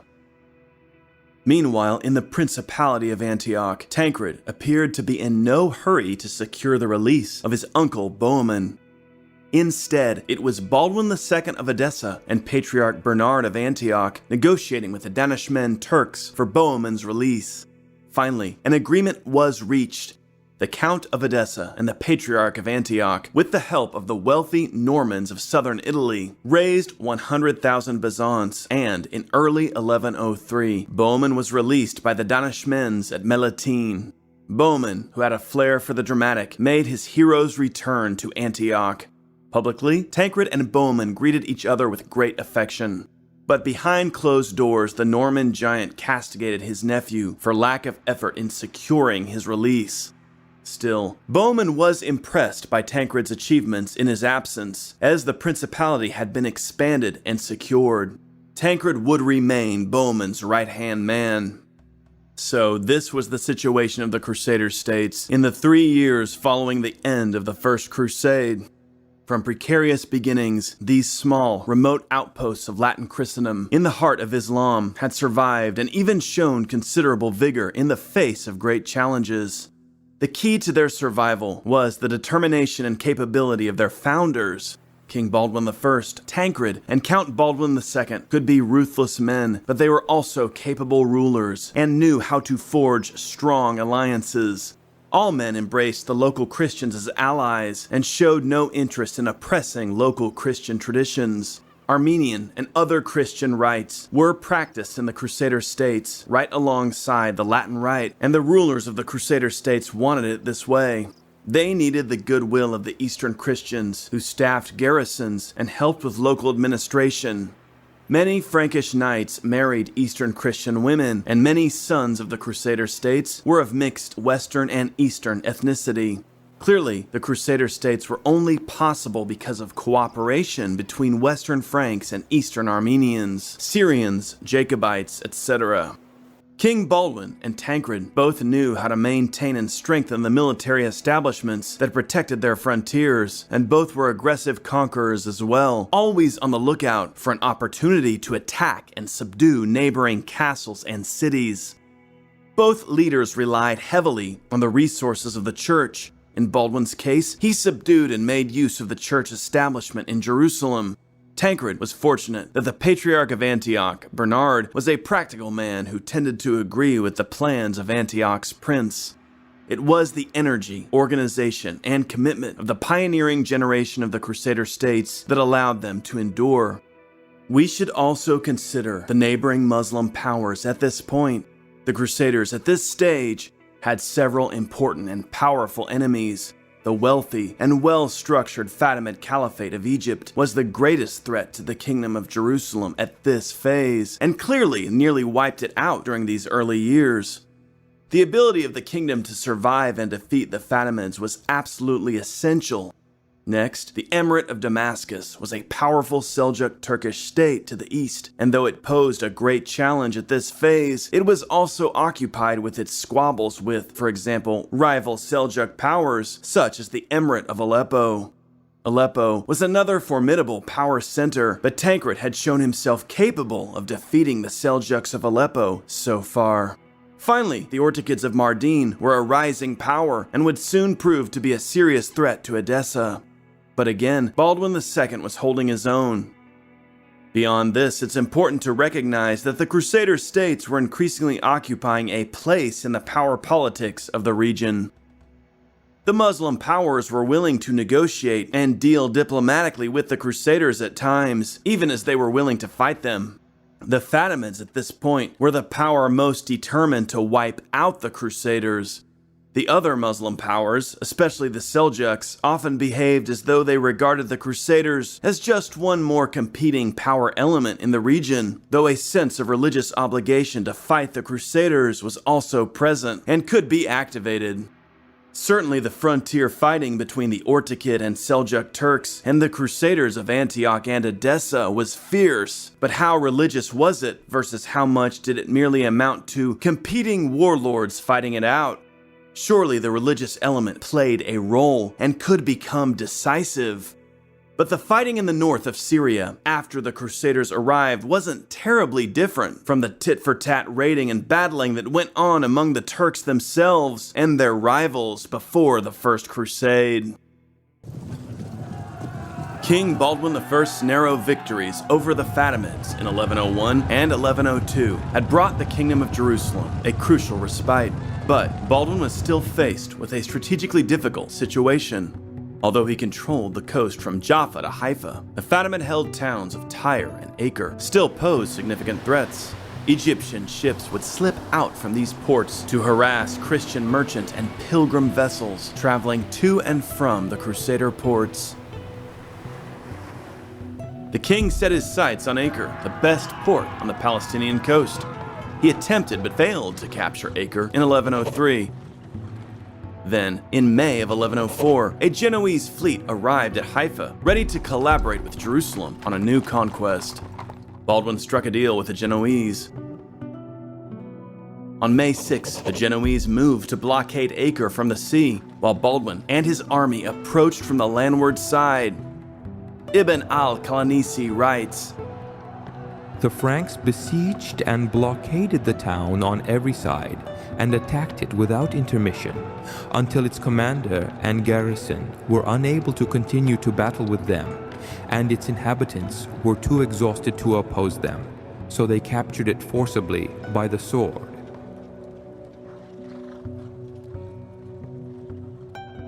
Acre was a major gain for the Kingdom of Jerusalem. Fulcher of Chartres emphasizes the usefulness of the city's exceptional harbor.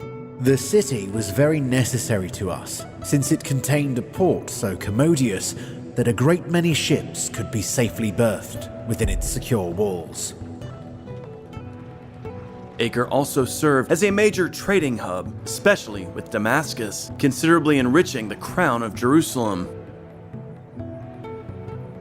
Meanwhile, in the north, the newly freed Bohemond resumed his role as the leading Crusader prince. He joined forces with Count Baldwin II of Edessa in expanding their respective territories. Baldwin received help from a new arrival, his cousin, Jocelyn of Courtenay, who'd come east with the ill-fated Crusade of 1101.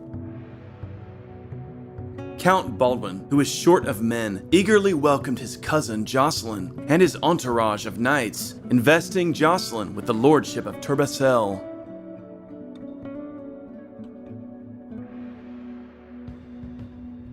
In 1103, Bohemond and Baldwin attacked the Emirate of Aleppo, occupying El Musulmiya. Ridwan of Aleppo handed over 10,000 gold dinars and 10 choice horses in tribute. The chronicler Ibn al-Athir notes that the Franks extracted tribute from El Awasim, Kinarsin, and other territories. Bohemond was, at this point, the dominant power in northern Syria. In 1104, Bohemond continued to chip away at Aleppo's holdings, capturing Basarfut. Meanwhile, Count Baldwin II's cousin, Jocelyn, cut communication between Aleppo and the Euphrates. But Bohemond and Count Baldwin already had their sights set on one of the greatest prizes in the region, Haran, an immense Turkish-held fortress situated between Edessa and the Euphrates in the northern Jazira. The capture of Haran would secure Crusader dominance of the Syrian north and even allow the Franks to threaten Mosul. Conditions seemed favorable, for civil war currently rent the princely houses of the Seljuk Turks. The Ortikid prince Sokman of Mardin was in conflict with the Atabeg Jekarmish of Mosul, who was an agent of the Seljuk Sultan Muhammad. Haran itself was somewhat neglected amid this fighting, with its current Turkish governor, Jawali, receiving little support from the two warring factions. Jawali was unpopular with Haran's populace, which showed him little loyalty and caused unease among the governor's garrison troops. In early 1104, Count Baldwin and Jocelyn began raiding Haran's fields and disrupting its trade, causing further headaches for Jawali, who appealed to Sokman and Jekarmish for help. Sokman and Jekarmish took the threat seriously. Both grasped the growing power of the Franks and decided to make peace with one another. Ibn al-Qalanisi writes, The emirs Sokman ibn Ortuk and Jekarmish, lord of Mosul, had joined forces and made a solemn agreement with one another to prosecute the holy war against the Franks, the enemies of Allah, and to devote their strength and means to active warfare against them.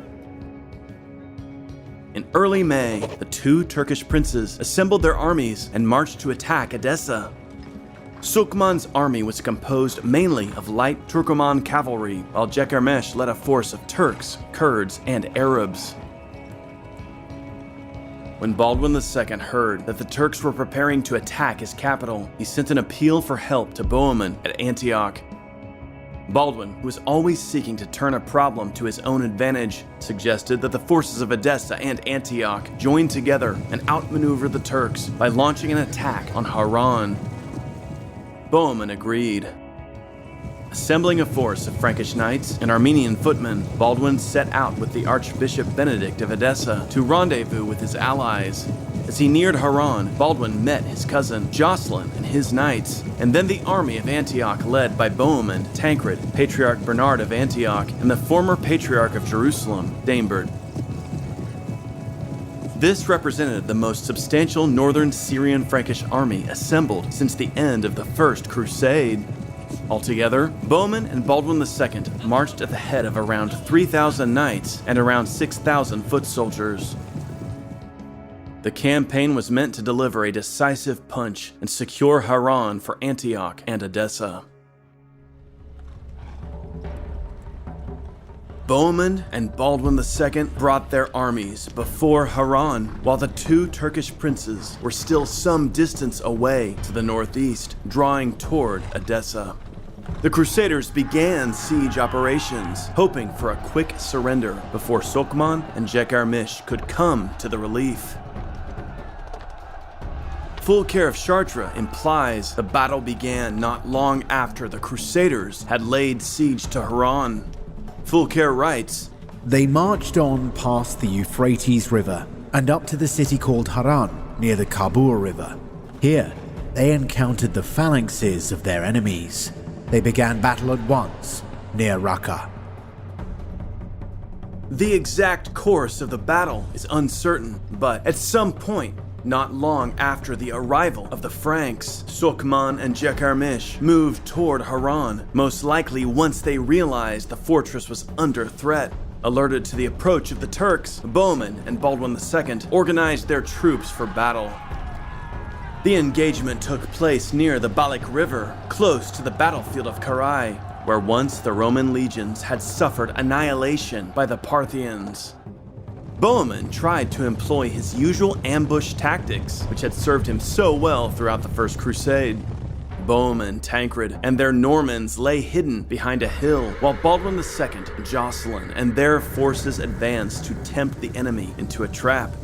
However, the Turks had made a similar plan, keeping part of their army in reserve, while dispatching an advance force to attack the Franks. The Arab chronicler Ibn al-Athir writes, With Sokman were 7,000 Turkoman horse, while Jekarmish had 3,000 Turkish, Arab, and Kurdish horse.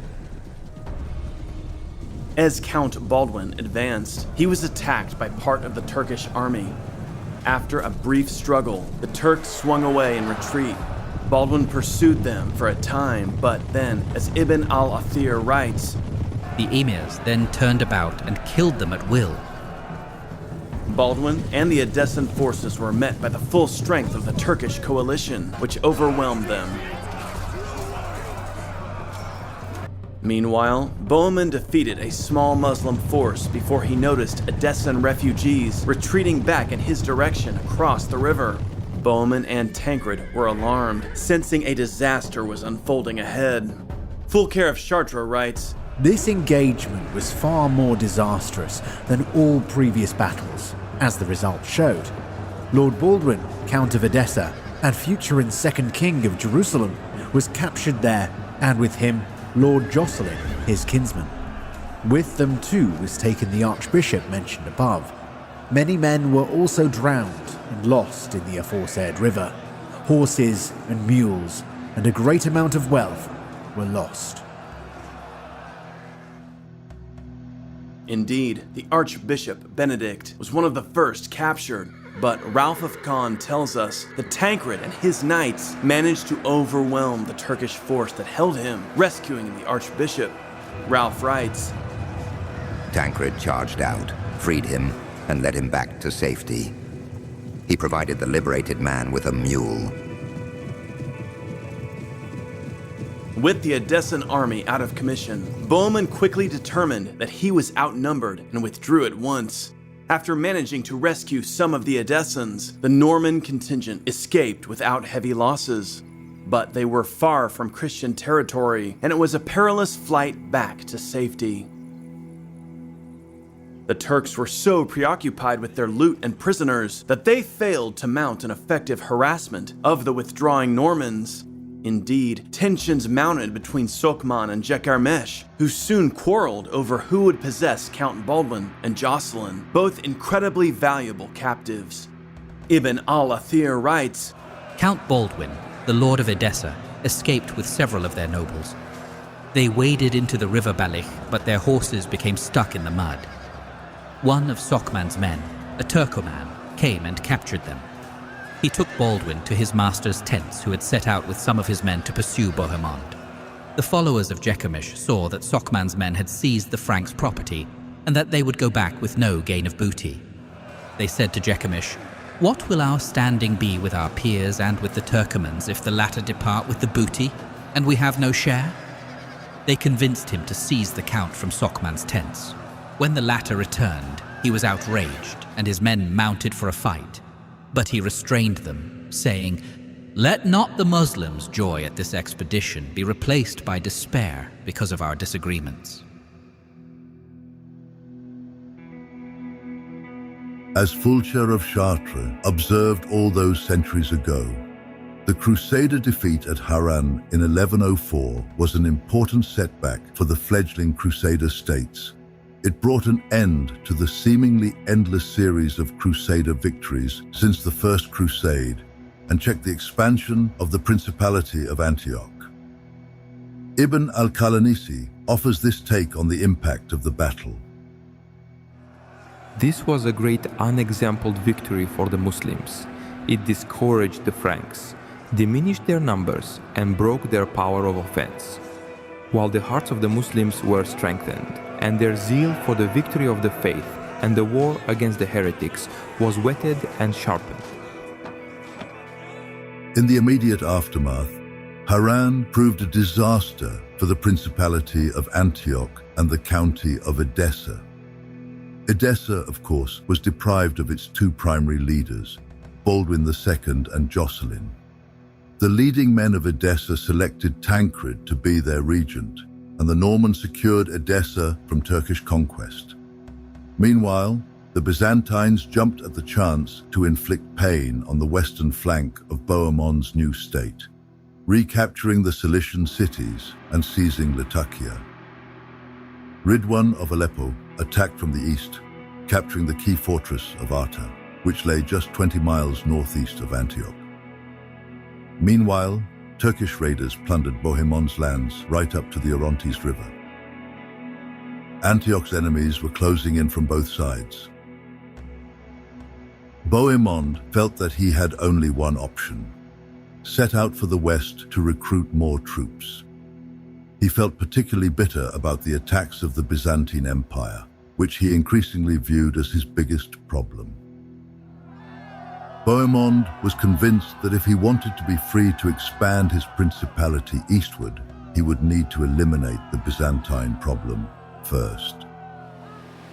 In the autumn of 1104, the great Norman prince set out for the west to recruit men from across Latin Christendom. He left his nephew Tancred in charge, so that the young Norman now ruled in both Antioch and Edessa. Tancred was now nearly 30 years old. He'd been barely out of his teens when he'd set out with his uncle on the First Crusade. Now, he was a seasoned commander, his natural talents honed in years of hard, perilous Eastern warfare. Short of men and funds, Tancred's prospects in the beleaguered Edessa and Antioch weren't exactly ideal. But time would prove that Tancred was in fact made for moments such as this. He lacked his uncle's dashing good looks and magnetic, charismatic personality, and was in fact known more as an unpleasant and cold man. But he was intelligent, ruthless, and endlessly cunning. If the Byzantines and Turks thought that they could deal easily with Antioch's new regent, they were mistaken. So what explains the defeat of the Franks at Harran in 1104?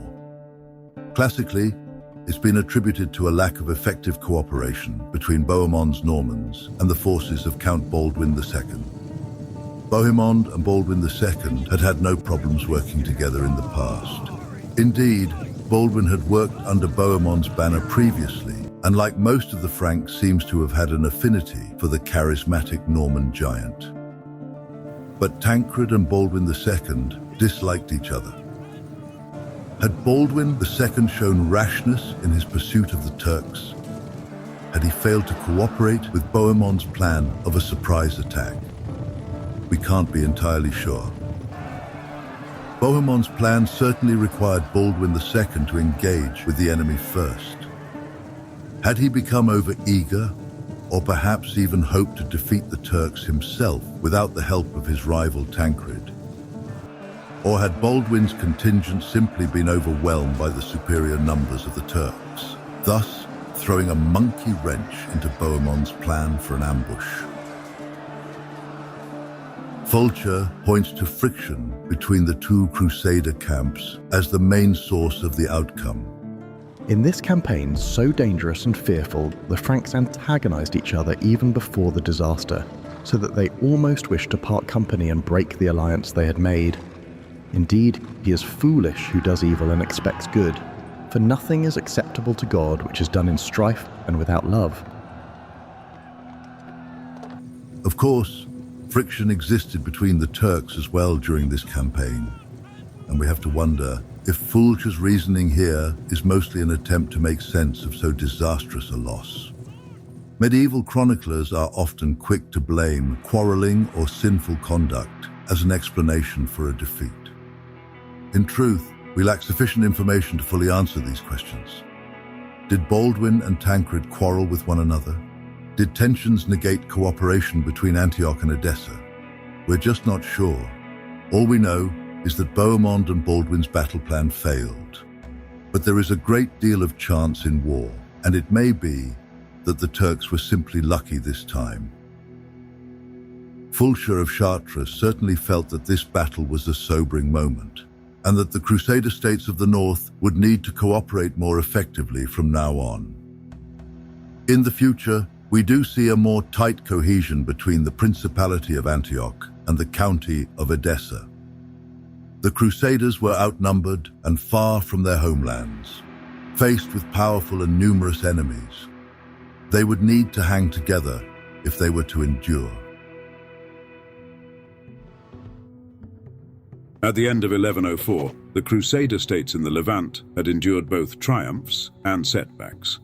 The Kingdom of Jerusalem had expanded its territory, capturing several critical port cities. The County of Tripoli, though it hadn't yet conquered Tripoli itself, was beginning to take shape. Raymond IV of Toulouse had established his power base in Tortosa. In the spring of 1104, a Genoese fleet helped him capture the fortress of Jabil, sometimes called Byblos, to the south of Tripoli. Also, by 1104, Raymond had completed one of his most important projects, a castle built to dominate the land east of Tripoli and keep the city in a permanent state of siege.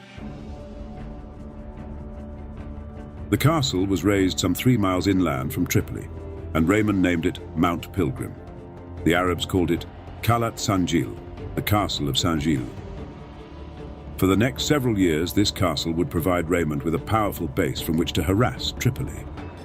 From Tripoli itself, the city's Muslim ruler, Fakhr al-Mulk ibn Ammar, looked on with dread, with Mount Pilgrim as a constant reminder of the ever-present threat to his emirate. Now, Raymond controlled the landward approach to Tripoli, and the city could only be provisioned by its Muslim allies from the sea.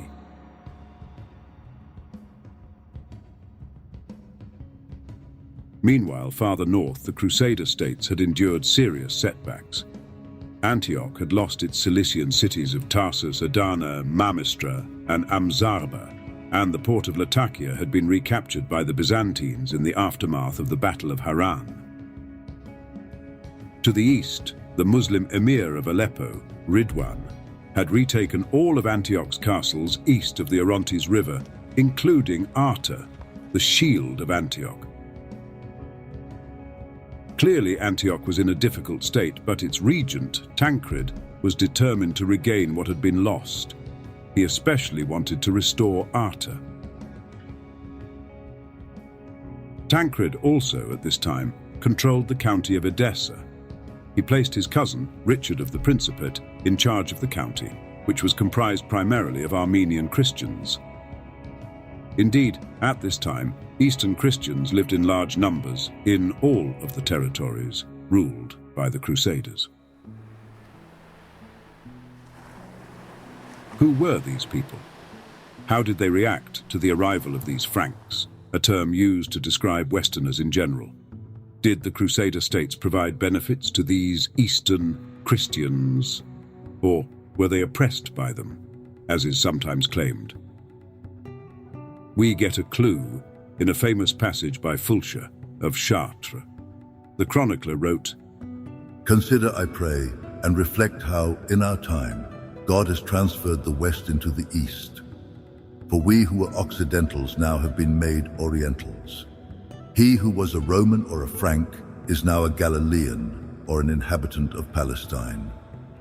One who was a citizen of Reims or of Chartres now has been made a citizen of Tyre or of Antioch. We have already forgotten the places of our birth. Already they have become unknown to many of us, or at least are unmentioned. Some already possess here homes and servants which they have received through inheritance. Some have taken wives not merely of their own people, but Syrians or Armenians or even Saracens who have received the grace of baptism. Some have with them father-in-law or daughter-in-law or son-in-law or stepson or stepfather. There are here too grandchildren and great-grandchildren. One cultivates vines, another the fields. The one and the other use mutually the speech and the idioms of the different languages. Different languages, now made common, become known to both races, and faith unites those whose forefathers were strangers. As it is written, the lion and the ox shall eat straw together. What Fulcher is describing here is the integration of Latin and Eastern Christians within the new states established by the Crusaders. Crusaders of Western European origin were marrying local Armenian, Syrian, or Maronite Christian women. This created blended families, which bound together extended kin groups from opposite ends of the Mediterranean. The Christian faith was the uniting factor. Notice how Fulcher states that some of the Crusaders married Saracen women, but only after they'd converted. The common faith created a common bond, and very quickly, the Crusader states became blended societies of Western and Eastern Christendom. Today, it is popularly believed that the Crusader states involved a tiny European Christian minority ruling over vast Muslim populations. But this conception springs from our own era's experience of the Middle East, which is predominantly Muslim. The territories conquered by the First Crusade in Syria and Palestine were still home to enormous Christian populations. In many parts of the Crusader states, Eastern Christians made up the majority. Back when the Muslims originally conquered these territories in the 7th century, the inhabitants had been almost entirely Christian. What the Crusaders found on their arrival still reflected much of this reality, with considerable indigenous Christian populations ruled over by foreign Muslim elites, especially Seljuk Turks and Egyptian Fatimids. Now it was a European Latin Christian warrior elite that had established itself in the eastern Levant. Evidence demonstrates that the local Christians not only largely welcomed this change, but actively joined in the building and maintenance of the new Crusader societies. Helena Schrader writes, "The Christians of the Holy Land in the Crusader era were extremely diverse. The most numerous Christian populations were Melkites, Armenians, Jacobites, and Maronites, but there were also smaller communities of Coptics, Georgians, Nestorians, and Ethiopians. Doctrinal differences separated all of these various groups, each having their own rites and traditions. The Greek clergy in Constantinople regarded the Armenians, Maronites, and Jacobites as heretics, and the Byzantine Empire had often persecuted these groups during the heyday of Byzantine rule. The 11th century Armenian chronicler Aristakes Lastivertsi entitled his work The History of the Sufferings, occasioned by foreign peoples living around us, in which he laments Byzantine persecution of his people alongside the sufferings inflicted by the Seljuk Turks. The Crusaders took a decidedly different approach. Pope Urban II had described the Christians of the East as brothers and sons of the same Christ. Michael the Syrian, a Jacobite bishop writing during the 12th century, recorded that the Franks never sought a single formula for all the Christian people and languages, but they considered as Christian anyone who worshipped the cross without investigation or examination. Western Christian churchmen had many criticisms of Eastern practices, but the Crusader states were not ruled by Latin clergy. They were ruled by noblemen of the knightly elite. fighting men who took a practical approach to the people they ruled over in Syria and Palestine. Baldwin I, the great warrior king who built the Kingdom of Jerusalem from the ground up, led the way in this approach by forbidding the Latin clergy from inhibiting the practice of the local Eastern rites, and allowing the various Eastern Christians under his rule use of all holy sites and full freedom to practice their own ancestral rites. There were practical reasons for this approach. Baldwin had only a few hundred Frankish knights and soldiers at his disposal. He made a great effort toward attracting Syrian Christians to settle in his ever-growing kingdom. Faced with powerful Muslim enemy kingdoms such as Damascus and Egypt, Baldwin needed the help of local Christians to secure and run his new state.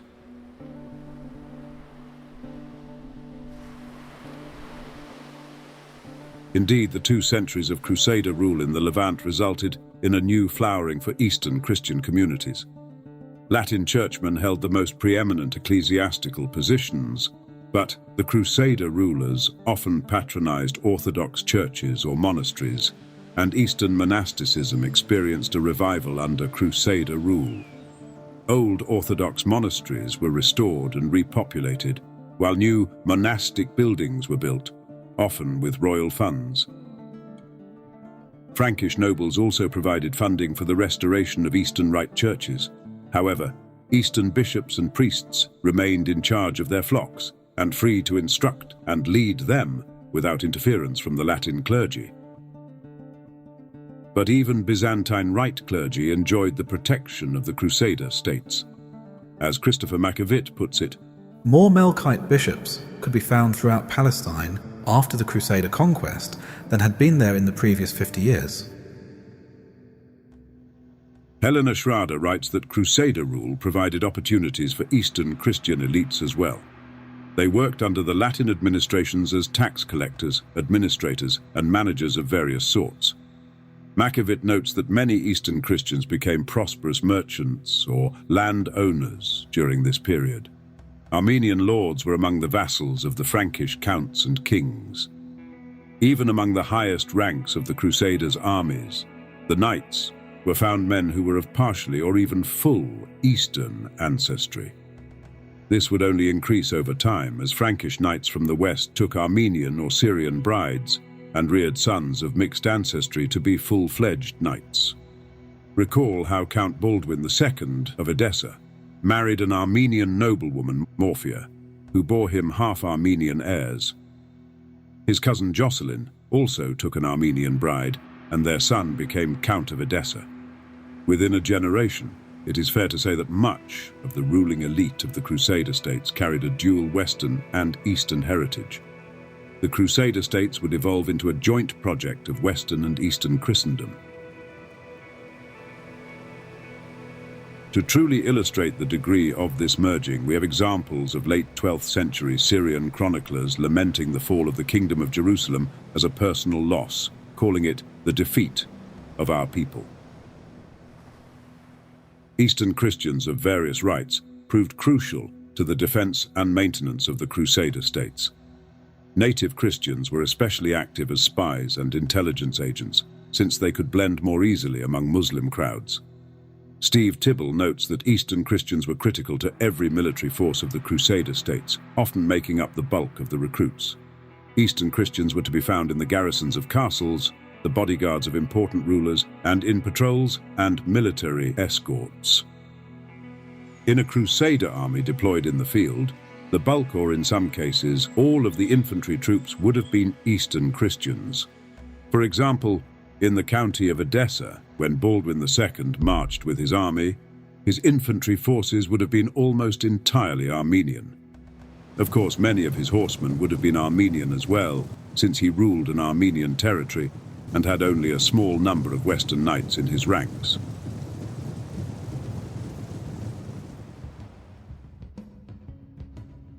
This brings us to an even more striking feature of the armies of the Crusader States, the Turcoples. Once thought to have been half Turkish or Muslim mercenaries, historian Yuval Harari has proven definitively that the Turcoples were horse archers of native Christian ancestry. These men were specialized cavalry warriors with elite training, expensive trained horses, and unique arms and armor. Like the Turkish horse archers, the Turcoples could rain arrows down upon enemy formations from horseback, sweeping in and harassing opponent armies with incredible speed and dexterity. Harari shows that Turcoples made up half the cavalry forces in the average Crusader state army. Like knights, Turcoples were wealthy, elite men who cultivated a unique fighting style to meet a particular need for the Crusader states. Decades later, Saladin would specify Turcoples as a category in themselves when arranging a prisoner exchange. The Turcoples played a critical role in any Christian army, allowing the Crusaders to perform swift distance harassment of their enemies. The skills of the mounted archer required rigorous and lifelong training. In short, Turcoples were as expert in their role as the knights were in theirs. And like the heavy Frankish knights, they were courageous and willing to give their lives to defend the Crusader states. It's clear then that the Crusades proved a great benefit to the Christians of the East. As Pope Urban envisioned when he preached the First Crusade, the Crusades secured protection for the native Christians of the Holy Land, unlike the Byzantine Empire, which had ultimately proved incapable of dislodging Turkish or Fatimid power from the Levant. Although Eastern Christians had survived in Syria and Palestine during the period of Muslim rule, once the Crusaders arrived and established dominance, Eastern Christianity experienced a revival, and indeed, Eastern Rite Christians joined with the Frankish conquerors in building and defending a unique new Christian society in the Levant. This doesn't mean that Eastern Christians got along well with every individual Frankish ruler. The sources reveal that the Armenian community of Edessa generally despised the rule of Richard of the Principate, appointed by Tancred as governor in the winter of 1104. According to the Armenian chroniclers, Richard was a greedy and rapacious ruler. But in truth, Richard's distinctly bad reputation among the Easterners is rather rare in the history of the Crusader states. King Baldwin I of Jerusalem was certainly widely regarded as a wise and just ruler by the native Christians living in his realm. Baldwin refused to allow the Latin patriarch Daimbert to deprive the Eastern clergy of their positions at the Holy Sepulchre.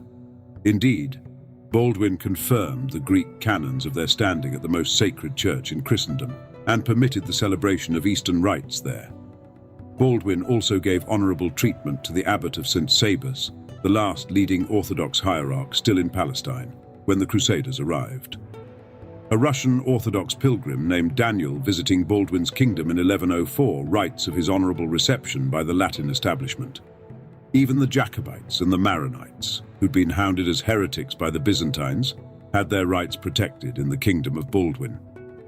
The degree of the closeness of the interaction between Western and Eastern Christians within the Crusader states still requires further study. But it's noteworthy that the Orthodox Christians in Palestine accepted the Latin patriarchs because at the time their own upper clergy had long been in exile after centuries of Muslim rule. This fact is even stated by the famed British author Stephen Runciman, who nursed a bitter bias against the Crusaders because of his partiality toward the Byzantine Empire. In the Principality of Antioch, the Norman rulers encouraged and endorsed the Armenian Church, which was their natural ally, since it regarded the Church of Constantinople as an enemy. In the coming centuries, many Armenian bishops would begin to attend Latin church councils and even recognize the authority of the Pope. Clearly, as the Crusader states took shape, cooperation grew between the Eastern Christians of Syria-Palestine and the Frankish settlers. We err if we view the Crusades as a purely imperialistic project, in which West imposed itself on the East. Rather, Western military might secure new Christian power centers, and while its ruling elite was Latin, various Eastern groups participated in it, contributed to it, and helped shape it. The establishment of the Crusader states fostered a new flourishing of Eastern Christianity, and had they endured beyond 2 centuries, There is every sign that this would have continued.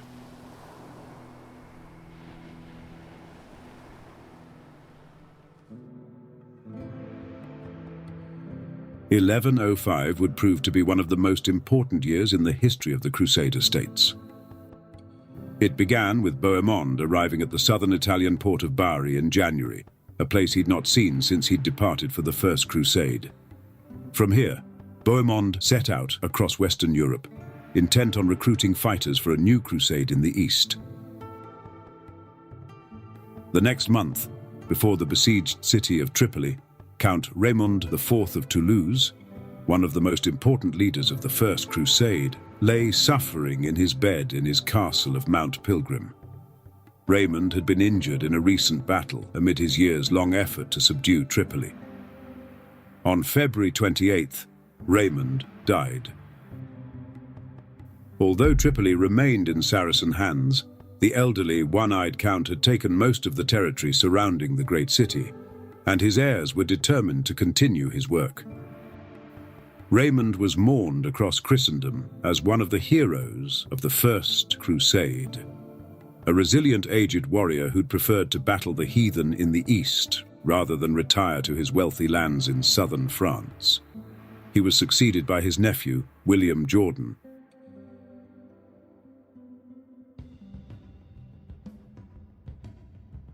Meanwhile, in Aleppo, the Seljuk emir, Ridwan, wanted to press his advantage against Norman Antioch. At the time, Hob was the only Aleppan fortress still in possession of Tancred, Bohemond's regent in Antioch. Ridwan had been criticized by his fellow Seljuks for being a coward, but he showed himself willing to fight often enough. Ridwan was one of several Seljuk princes who claimed to be the heir of his father, Tutush. Now, in April, with his greatest enemy away in the west, Ridwan assembled his army and prepared to test young Tancred. Ridwan was eager to capture Antioch itself, which he hoped would be only a first step in restoring his father's shattered empire. How would Tancred react to Ridwan's advance? Materially, Tancred had little to work with. Antioch had powerful defenses, but it now had few castles and ports under its domain. Tancred extorted the city's wealthiest merchants for loans. Ralph of Caen, a Norman priest and follower of Tancred, writes, "He armed those who lacked armor, and he replaced those who had died. While the supply of money lasted, he did not cease to increase his military forces." Rather than wait for Ridwan's attack, Tancred assembled what troops he could, a modest army of Latin knights and Armenian horsemen and infantry. He struck out for Arta, the stronghold he most wanted to recover. Ridwan, hearing news of Tancred's advance, diverted his march to protect Arta. This is what Tancred wanted. Ralph describes his master's plan. Between Antioch and Arta, there was a rocky plain through which horses could ride but could not run. The sharp rocks would puncture the horses' feet. Tancred, who was aware of this, withdrew a little way and permitted the enemy to advance, so that the difficulties of the place would make it hard for them to retreat. Tancred knew that he was greatly outnumbered. He wanted to draw Ridwan's Turkish army to the rocky terrain surrounding a village called Tizin, which, as Ralph mentioned, lay between Antioch and Arta. Ridwan's scouts informed him that Tancred's army was quite small, and that the Norman was in fact retreating. Ridwan was delighted, thinking he had his enemy on the run. He ordered a pursuit and marched straight into Tancred's trap. Tancred continued his feigned retreat until Ridwan entered the rocky plain. Here, the Norman halted, turned, and drew his force into battle formation. At this sudden change in his enemy's course, Ridwan was a little unnerved. His main military commander, the Turk Sabawa, reassured him, reminding him that this Frankish force was insignificant and the army of Aleppo was more than equipped to crush them. Sabawa advised an immediate attack. Ridwan agreed. but Tancred beat Ridwan to it. Suddenly, a fierce line of Crusader cavalry surged upon the Turkish host. At once the Turks tried to evade, but the terrain prevented them from executing their usual tactic of rapid flight and counterattack. Tancred had chosen the battleground perfectly. There was just enough clear ground for the Frankish stallions to charge, but the surrounding fields were too littered with rocks and boulders to allow the Turkish mares to escape. Sabawa's units were penned in, and Tancred's knights mauled them, wreaking slaughter amid the Seljuk cavalry. Tancred launched another charge, and another, each time his knights tearing through the lighter Turkish cavalry, who were powerless to take advantage of their speed. Ridwan's numerical advantage had been neutralized. Those Turkish horsemen who tried to flee had their mares go lame on the rocky ground, and many actually jumped down from their saddles and ran for their lives. The Christian knights even captured Ridwan's royal standard. Ridwan was not one to stand and fight. When he saw the disaster unfolding, he retreated with his bodyguard. The Turkish cavalry shattered. The Muslim infantrymen were left helpless. The Christian knights cut down the enemy foot soldiers to a man. Ibn al-Qalanisi laments the outcome. The cavalry were routed, and the foot soldiers were slaughtered. None escaped but those whose salvation Allah had decreed. And when the broken remnant reached Aleppo, and the losses among both horse and foot were reckoned up, they were found to be about 3,000 souls.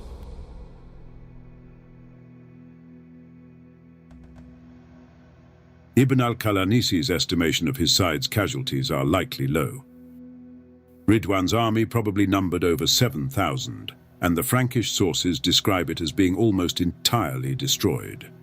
The victory was so complete that Ridwan's garrison troops abandoned Arta and most of the other castles between Antioch and Aleppo.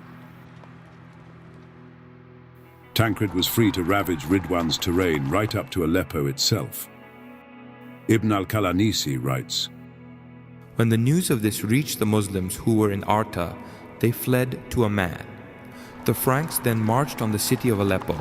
Its population fled from it in panic, and numbers of them were plundered and enslaved. In a day, all the advantages gained for Aleppo after the Battle of Harran had been erased. Ridwan retired to the defenses of Aleppo itself. There, he sued for peace. Tancred imposed crushing terms on the emir. Ridwan renounced all his territory in the Orontes Valley and became a tributary to Antioch, obliged to pay an enormous yearly sum to Tancred.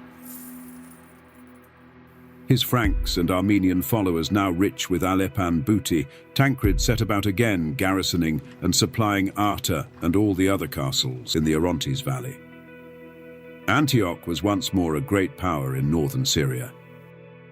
Now Tancred had only to retake what the Byzantines had seized in the west. The Battle of Arta showed that Tancred was more than up to the task of ruling Antioch in his uncle's absence. During the First Crusade, Tancred had shown himself to be a highly effective commander, undaunted by danger. In one of Antioch's darkest hours, Tancred had risen to the occasion and set the Principality on a course for recovery and renewed power. In the aftermath of the Battle of Harran, Tancred had been crucial to the restoration of Crusader vigor in northern Outremer. At Arta, the Christian commander made very deliberate use of territory to blunt the effectiveness of swift Turkish cavalry. But of course, the Crusaders won many other victories over the Seljuk Turks without the terrain advantages Tancred secured at Arta. Horse archers were by no means invincible, and the Crusaders showed on numerous occasions that Western knights could beat them. Just as the Turks needed to grasp the strengths and weaknesses of Western knights to overcome their prowess, so too a Crusader commander needed insight into the nature of the Seljuk Turkish cavalrymen to defeat their armies. Above all, careful timing and discipline allowed commanders like Tancred to neutralize the mounted Seljuks.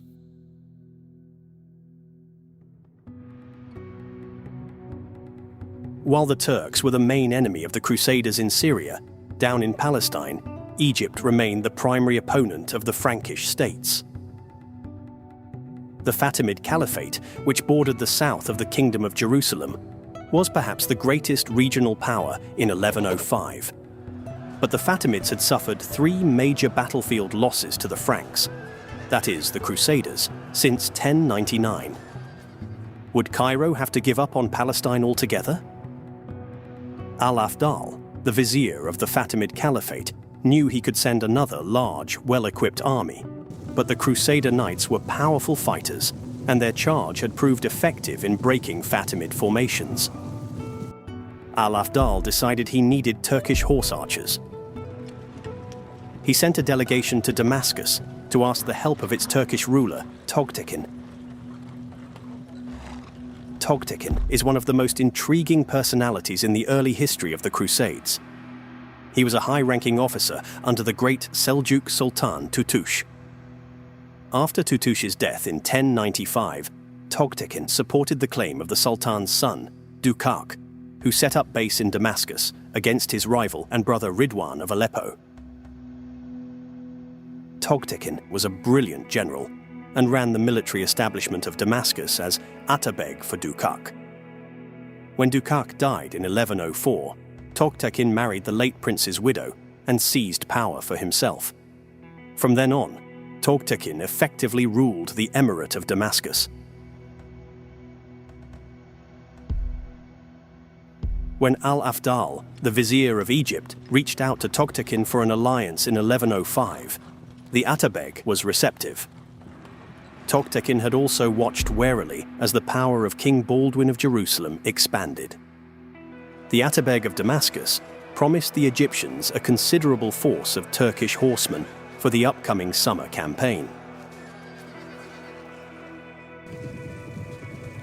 Preparations for this coalition attack on the Kingdom of Jerusalem began early in the year, with the forces mustering in June and July of 1105. Ibn al-Qalanisi, a Muslim chronicler based in Damascus, describes the preparations.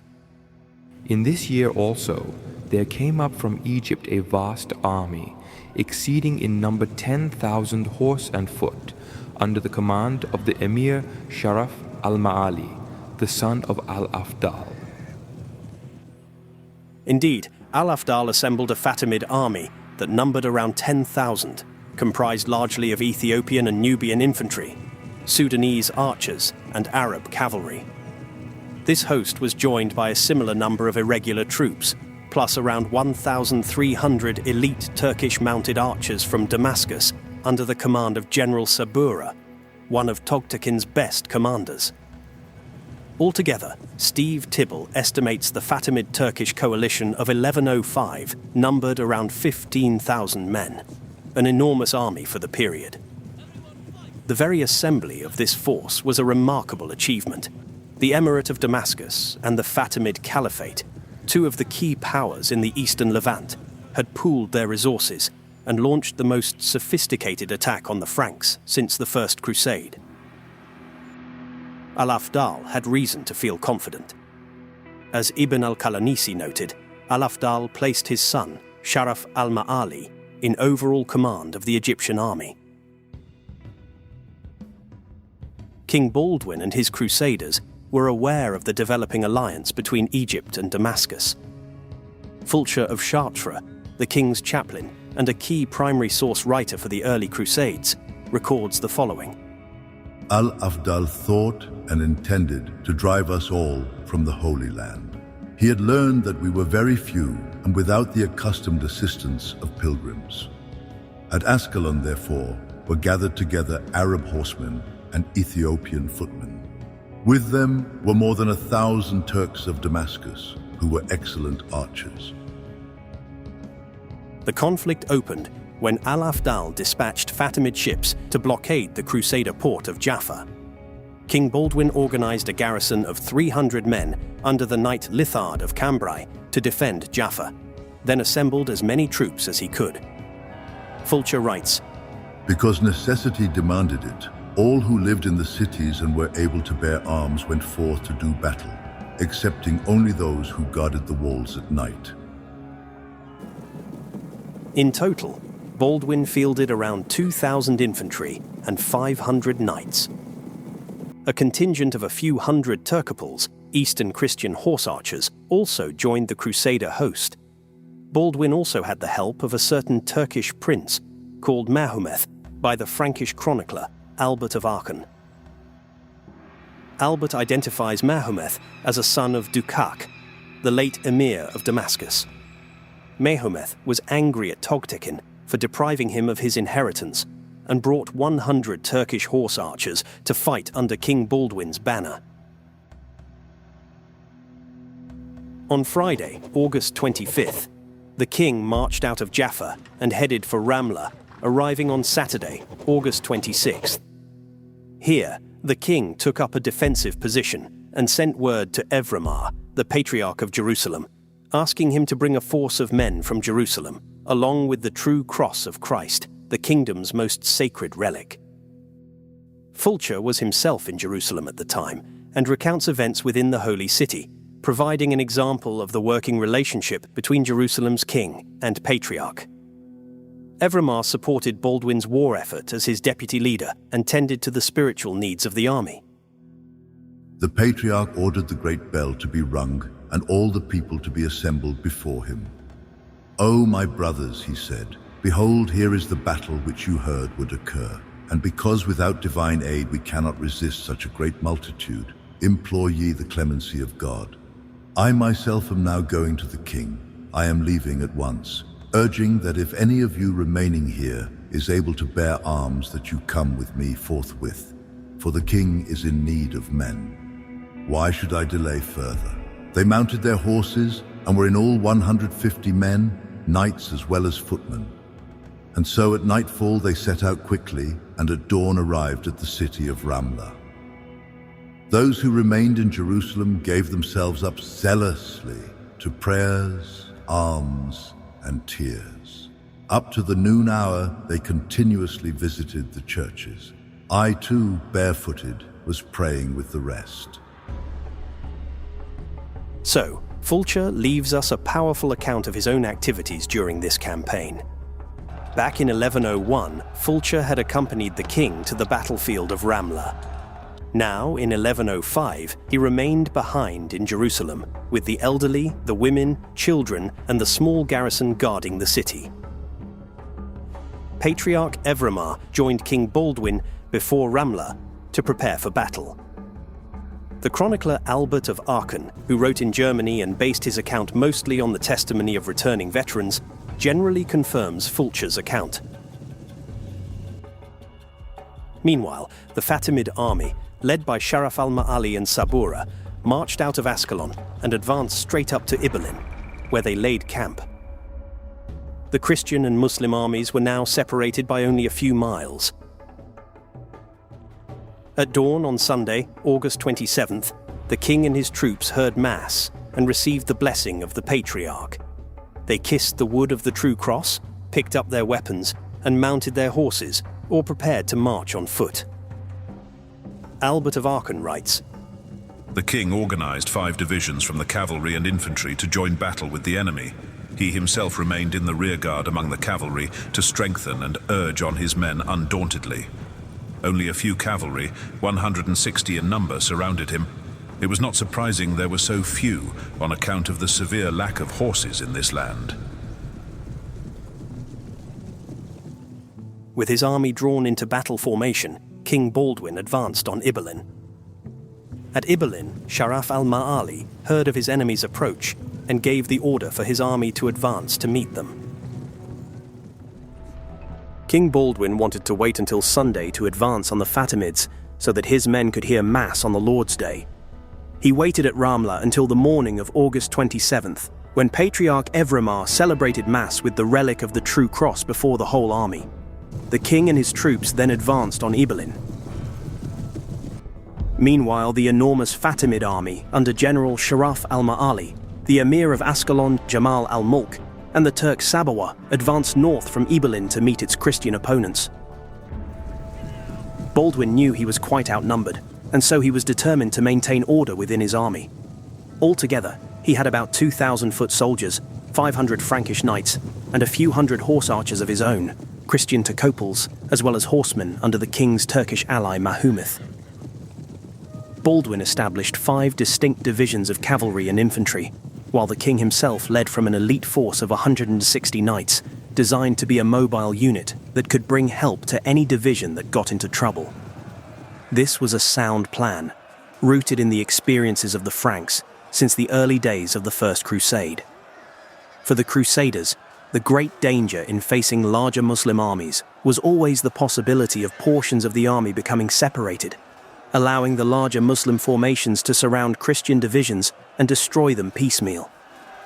Maintaining cohesion and communication as an army was crucial for Baldwin.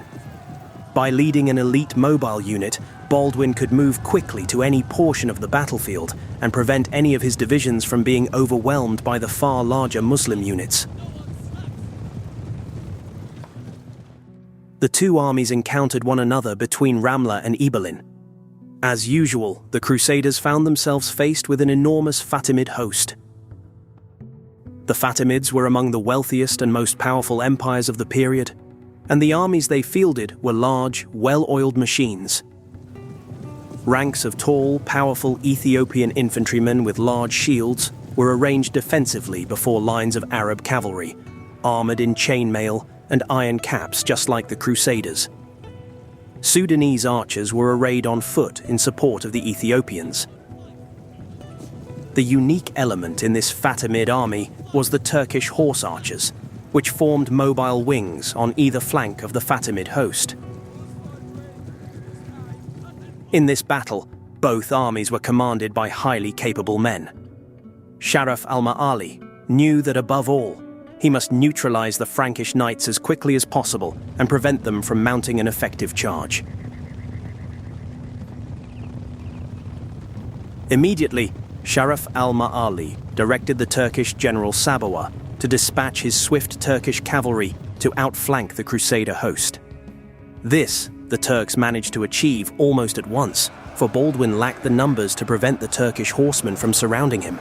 Fulsha recounts, "Our enemies surrounded us, thinking to utterly confound and shatter us.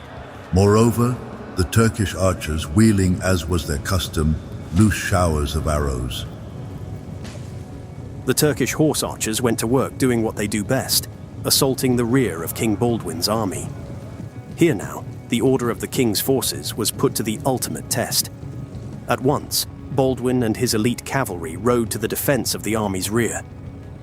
So swift and efficient were the king's knights that some of the Turks, as Fulsha says, "drew their swords from their scabbards and attacked us in close combat." Meanwhile, Baldwin's Turcoples and Turkish auxiliaries, though few in number, assisted the king in blunting the harassment of Sabawa's Turks. The Turks put up a ferocious fight, and it was at this stage that the Crusader knights suffered several casualties while clashing with Sabawa's highly experienced horsemen. Nevertheless, Baldwin's organization was effective. Everywhere the Turks struck, looking for a weak point, Baldwin was there to hurl them back. The example of the king's courage inspired the Crusader infantrymen, who held firm, maintaining the Christian army's integrity. Thus, at this critical early stage, Baldwin and his troops cooperated brilliantly and denied the Turks the chance to disrupt or cut off parts of the Christian forces. Meanwhile, the king's defensive maneuvers freed up his other knights to concentrate on the ultimate prize, the Fatimid center.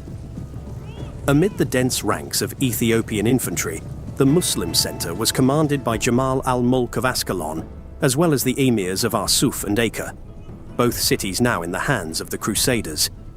This was significant, since these men and their followers were keen to strike a blow against the Christians who'd taken their lands. Nevertheless, Baldwin's divisions took turns charging straight at the Fatimid center, inflicting immense casualties on the Ethiopian infantrymen. These attacks were quite effective, and soon the Fatimid center shattered. The Arab cavalrymen drew back in a panic, and the Crusader knights captured both the emir of Acre and the emir of Arsuf. The emir of Ascalon, Jamal al-Mulk, was killed in one of the Crusaders' charges. This, of course, was the decisive moment. Fatimid armies were large and powerful, but once the center was compromised, they could unravel quickly. General Sabawa took note of this situation and at once called back his Turkish cavalry. King Baldwin now took the opportunity to lead the final killing charge. His knights arrayed alongside him. The king drove straight into the crumbling Fatimid center and cleaved the great Fatimid host in two. Sharaf al-Ma'ali's army now collapsed into rout. The Turks abandoned their Egyptian allies, galloping breakneck for Damascus lest they be cut down by the Franks. The Arabs and other Fatimid horsemen also retreated. Left helpless were the vast ranks of Fatimid infantry, mostly Ethiopians and Sudanese. Baldwin's knights drove through the scattering enemy foot, harvesting them mercilessly. Fulcher of Chartres writes, "The Ethiopians, since they could not flee, were slaughtered in the fields. 4,000 of the enemy were reported killed, horsemen as well as footmen, but of ours only 60. Their tents remained behind in our hands, and many beasts of burden, camels, mules, and dromedaries." The Third Battle of Ramla was over. King Baldwin's organization and courageous leadership had allowed his men to triumph over a far larger enemy. This was no easy feat. Sharaf al-Ma'ali had led his forces well, and with the help of his Turkish allies had surrounded and severely harried the Christian army. Nevertheless, the cohesion of the Crusaders under Baldwin had carried the day, and the charge of the Frankish knights could not be blunted. Ibn al-Qalanisi writes, "The Egyptian army fled to Ascalon and the army of Damascus to Bosra. It is said that the number of Muslims who were killed was about equal to the number of Franks who were killed." This is a standard consolation Ibn al-Qalanisi offers to lessen the sting of a Crusader victory. Historian Steve Tibble points out that Ibn al-Qalanisi's estimation is almost certainly inaccurate, since the Crusaders destroyed almost the whole of the Muslim infantry, while casualties among the Crusader foot would have been far lighter. The estimations of the Christian chroniclers are almost certainly closer to the truth. Fulcher of Chartres says that the Crusaders lost only 60 men, while the Fatimids lost around 4,000. Albert of Aachen says the Christians lost 100, while the Fatimids lost 7,000. Both Fulcher and Albert are probably underestimating the Christian losses, but their ratios are a lot closer to reality. Whatever casualties the Franks suffered, the Muslims certainly endured far more. Albert of Aachen writes, "The king, having received this victory by the assistance of God and Lord Jesus Christ, returned to Jaffa in great triumph with enormous quantities of plunder from the enemy." Jaffa's harbour was still blockaded by the Fatimid navy, but the Christians on the city walls held up the severed head of Jamal al-Mulk, causing much distress among the Fatimid sailors. At once, the Fatimid ships withdrew, returning to Ascalon. The Crusader victory at the Third Battle of Ramla was a critical phase in the history of the Kingdom of Jerusalem. It shattered Fatimid ambitions to destroy the kingdom and strengthened the security of Jerusalem's southern frontier. It would be decades before the Fatimids would again mount a major attack on the Crusader kingdom. Baldwin had once again led his people to victory, and with an efficiency that reaffirmed his status as one of the great commanders of his age. Back during the First Crusade, Baldwin had been greener, improvising his way through the turbulent warfare of the Eastern Levant. Now he was a seasoned and wise warrior king, able to handily smash an invasion army from one of the era's most powerful empires. Baldwin's rise from a younger son in the entourage of his older brother to one of the most energetic and dynamic rulers of his generation is one of the truly remarkable biographies of the early Crusades.